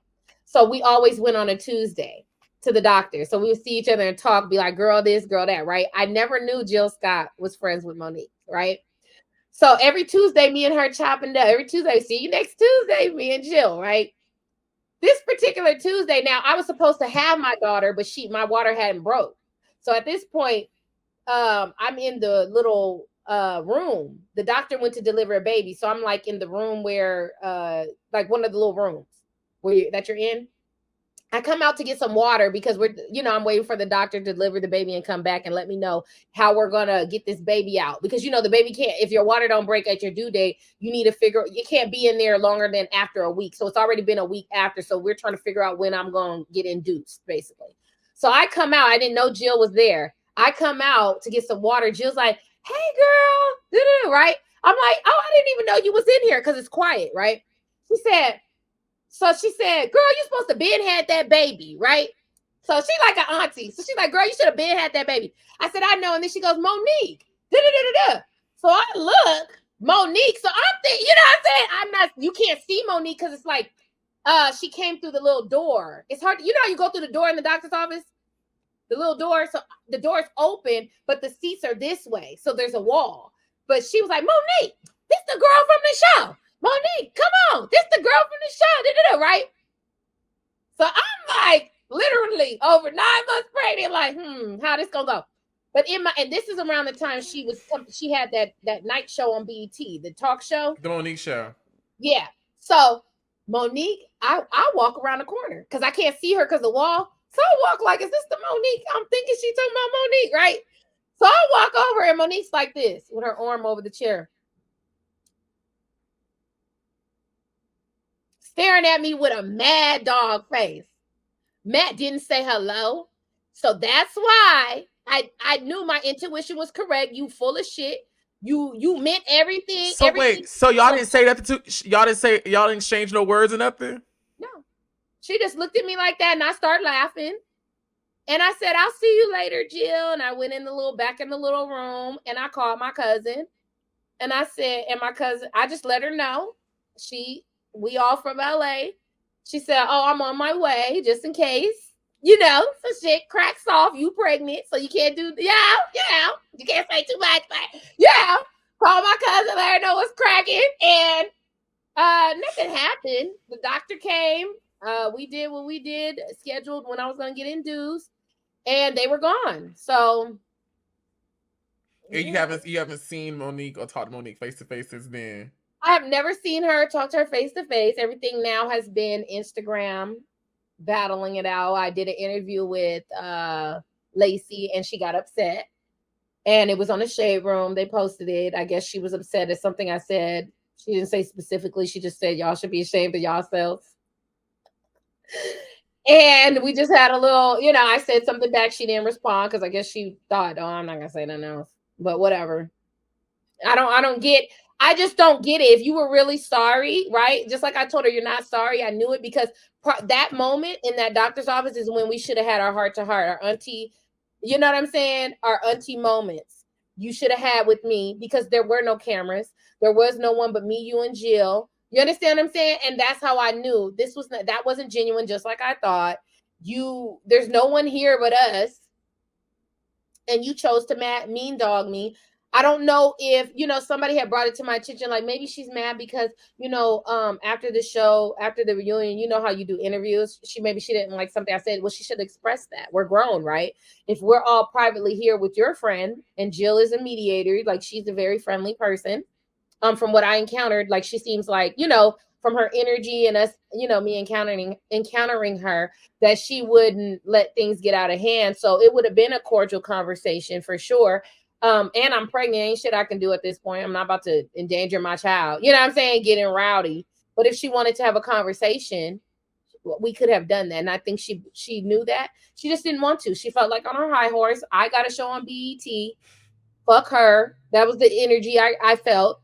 And I didn't give a fuck. It's like, I'm one of those girls, like, me being in the industry, it's great that people like the work that I've done. But I'm not one of those girls where that's my career or that is like my passion of, I'll die if I don't prove to people I'm on this show. I'm not that type of girl. So if I make the money and do another show, it's cool. But I'm not one of those like, I have to do this or I have to do that or, because I have a real career. Like I really have really good things going on in my real life that I don't tell people about for a reason because you know how Instagram and stuff is. But yeah, like I feel like they're used to that. Like I guess she thought that would hurt I don't give a fuck what you got going on, bitch. You still sour inside. You still evil. Oh my God. So Charm School comes to an end. Were you ever slated to be included in any additional shows after that? Of course, we know they started the whole I Love Money series where it was like a challenge show. Were you ever invited to be a part of that? Well, out of all the girls, I was the only one they asked to be on I Love Money 1 because that was the All-Stars. So, a lot of girls like to say, oh, you say that you're this. Yeah, I am. I'm one of the biggest All-Stars. I declined respectfully because I felt that when I saw Chance and Real, God bless his soul, when I saw that they got their show and they only did New York show, that was an issue for me because you're putting me, first of all, I'm above them. So why would I be on a show with them? And they got their own show already. I did 2 shows and I was a star of both shows. New York did 2 shows. Did she do 2? Mm-hmm. Yeah, she did 2 shows. She got hers, so where's mine? I'm not doing nothing else until I get mine. So they kept saying, well, we just need you to do I Love Money and woo, woo, woo. And I was just like, no. We'll give you this and then no. Why am I doing more work? I feel like out of everybody, me in New York have actually done the most work because we got it cracking on there. You understand what I'm saying? Got it all the way cracking. New York busted the door down and I took it over. Let's keep it real. Like, without me, I'm like I said, Charm School would be nothing. Without New York, the whole spit scene, the whole attitude, all of that stuff wouldn't have been brought into play. Do you get what I mean? On her seasons and the interaction with me and her, people love us arguing back and forth because I was the only one to argue with her. Do you get what I mean? Like, so it's like without us two, there is no show.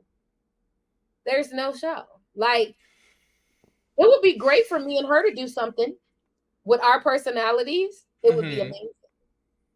You know what I'm saying? I do think there's a space for you still in today. Oh yeah, the space is what I created. Villains. Why is villains? What's going on? Like, you know, those people are not villains. But like I told you in our own conversation, I would.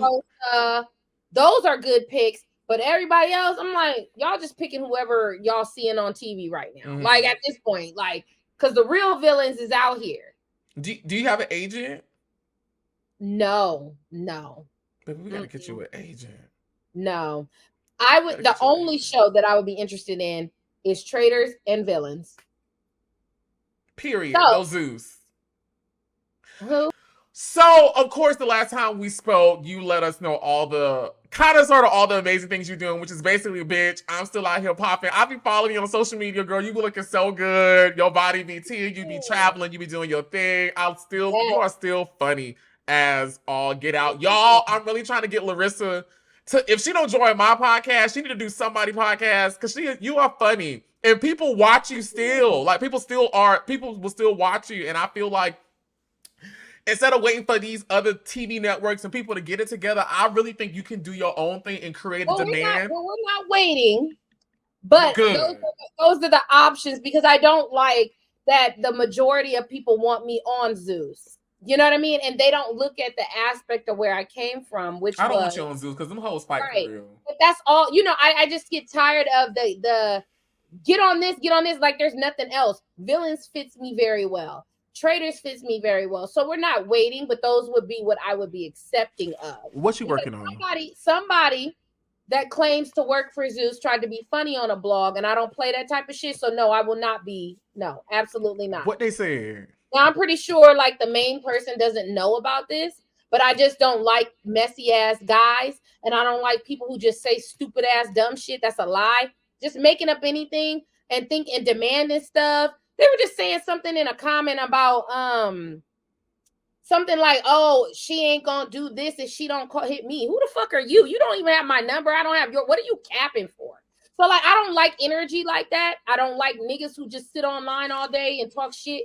I don't do that. Like on some real shit. I'm a nice person, but I don't even know you, sir. I don't know you. You're doing shit like that. And one thing, I don't know Zeus like that, but from the messy shit, it's like, are you trying to be on the show or what are you doing? You don't know me. I don't fuck with you. What are you doing speaking about me? Speaking about me on anything and saying what I need to do. No, I don't need to do a motherfucking thing. I don't need to do a motherfucking thing. Trust me. You know, I don't like people starting with me. Like, I don't even, and you're a man. Get the fuck out of here. You know what I'm saying? Like, no. All this Instagram shit. That's why if y'all notice, I don't be on Instagram all the time. You don't. I don't like the fake punk shit. You don't like that people do. Oh, let me act hard online. I'm a man. Let me say some shit about her to get a reaction. Let me do that. That shit to me is so fucking stupid and it's irritating and draining. You know, and people love to do it to me because of my personality, but I don't take too kindly to men who don't know me or that know me that sit online and talk shit. Because I'll have a man do the same thing back to your ass. You understand? Or worse. So let's stop playing games. You know what I'm saying? Because I don't do that. I don't know this man. I don't give a fuck what network you work for, bitch. I came from VH1, which is a real television show, and I don't play them type of motherfucking games. You don't threaten me and tell me what's his name? Dumb bitch. That's his name. He ain't getting no clout on here. He know who he is. But I don't like that. Now I'm tired of the blogs, the little fake blogs that got off on me, sending only hate about me and putting me with baddies. Stop doing the shit. Stop doing it. And it's stupid. If a check is not cut, Larissa does not discuss it. You understand what I'm saying? So it's like, why are you on a comment of somebody, a blog lying about, oh, I hope this. No, fuck that. That's not, I didn't come from an app. Stop saying that shit. At first, it would be, I don't mind it. But when you have somebody who claims to be from a network or an app and from that company disrespecting me, that's the problem. Don't disrespect me. You know what I'm saying? Now, I don't want to be on there, so you don't even have an option. Don't ever demand no shit from me. Fuck you talking to. I'm not one of them bitches that'll fucking suck and want to be on no shit like that. Fuck out of here. I'm a fucking icon in this bitch. Know who fucking started that motherfucking shit. These motherfuckers be, oh, well, and she's not going to get on if she doesn't call me. Bitch, I won't be on, bitch, because I don't fuck with motherfuckers like you. The fuck? You know one thing about you, my Scorpio sister. The fuck? I don't care what nobody say. Whether you right, wrong, in, out, up or down, you gonna say what you feel, and you don't give a fuck. Whether somebody agree with it or not, I feel like you got to respect it, and I love it. Like, I love people like you that say whatever the fuck they want to say. A lot of people are just faking who they are. Scared to come online and say shit because they're scared of what this person will say. I don't give a fuck because there ain't nothing you could do to me. Nothing you could do to me. You know what I'm saying? That punk shit on the Instagram, I don't give a fuck about because we could really do something in real life. The shit that, people make their fake page, they do that shit, they just get blocked. I don't even argue with them now because it's dumb. It's jealousy. And I just live my fabulous life. Just came from Spain. Spain was amazing. While these hoes is at home with their broke ass boyfriends who ain't spending a dime on them. You know what I'm saying? While I'm out in fucking Spain. That shit was so amazing. I can't wait to go back. Wow. Larissa, Bootz, Hodge. Are you still Hodge? Yes. I know that's right. Right. I knew you was gonna say yes. I love you. I love you. Listen, you are, whether people like you or not, you are a key character in VH1. And if they don't, fuck you. You are a key personality in the whole VH1 celebrity discussion, and I enjoy talking to you. You are funny, and I'm just grateful to have spent this time with you. And I hope in the future, I don't know what the fuck we're gonna talk about because we done talked about it all, but I just hope in the future we can continue this because you are just so funny. And I hope do a podcast on relationships. I think that'll be good. I just need to fit it in between what I do. Like it's hectic. But I would love to on relationships. Like I get so involved. Like I had so many conversations with like a lot of different people in the industries, from rappers to businessmen. We done had a great time talking about relationships. They'd be like, you need a podcast. You do. And I'm like, but I feel I'll be good in like a group. Have you ever seen that? I love that podcast, Tonight's Conversation. No, but it's like a group of people who have their own podcast on relationships, Black people of color coming together, and tonight's conversation is with them coming together. So they have their own stuff on YouTube and their own podcasts and apps, and then they come together on this particular one called Tonight's Conversation, and they go to different cities, and people actually go on the mic and ask their relationship questions. They give advice. They're educated on topics. They have their experiences. I like stuff like that. I just want to see you more. Like, I just want to hear you more. I just want to see you more because you are hilarious. You are polarizing. You are interesting. And you, girl, you still got it. You absolutely still got it. You still got it. Yes. If you were standing before Monique right now, what would you say to her? Probably nothing. I just said everything. Look, there's nothing to say. Nothing to say. Any final Unless words? she had something to say to me. Because I said everything I need to say. She didn't say nothing back. Look, tag, you're it. Oh my God. Any final words on Charm School before I let you out of here? No. I think Charm School, I don't know. I didn't like Charm School. When people ask me the difference, Flavor Love and Charm, I didn't like it. Flavor Love was way more fun. Looking back on it, I wish we all could have, what's the word? Absorbed it. Like, meaning what I know now about reality, because it's been so many shows, if that would have clicked then, I think it would have been good. But I guess it's good that it's genuine. You know what I mean? But I mean, I wish I knew things that I knew now. I mean, but that's life. You live and you learn. At least you're supposed to learn as you live. I would have said and did a lot of things that I didn't do and say because I was unsure about the situation. Because I see people all the time say, it's TV. Why would you think that? No, it's TV to you. But in the moment of me doing that, I want people to real life. Right. Real This life. next year will be 20 years. Since Flavor of Love season 2? Mm-hmm. Wow. Next April. That's when we went in the house. It was April 2026. 2020. When did we go in the house? April 20. We went in the house 2006. Is it next year? No. 20 years and 2 years. Mm-hmm. A year and a half. Yeah. So.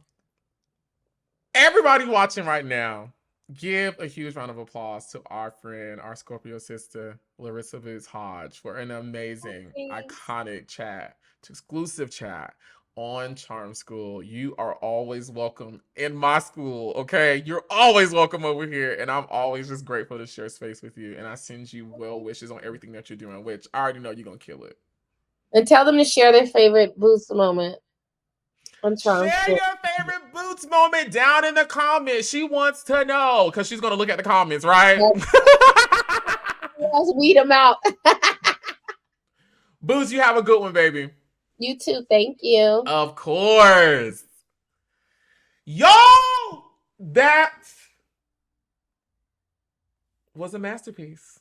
That was a masterpiece. Thank you again, Bootz, for stopping by the Twixtclusive Classroom and giving us another great chat on your time on VH1, this time Charm School. Everybody be sure to like, comment, subscribe, and share this video. Drop down below and let us know what you think, what you felt about this chat, okay? And I'll be down there to see what y'all say. Until next time, my friends, be sure to pray and kegel.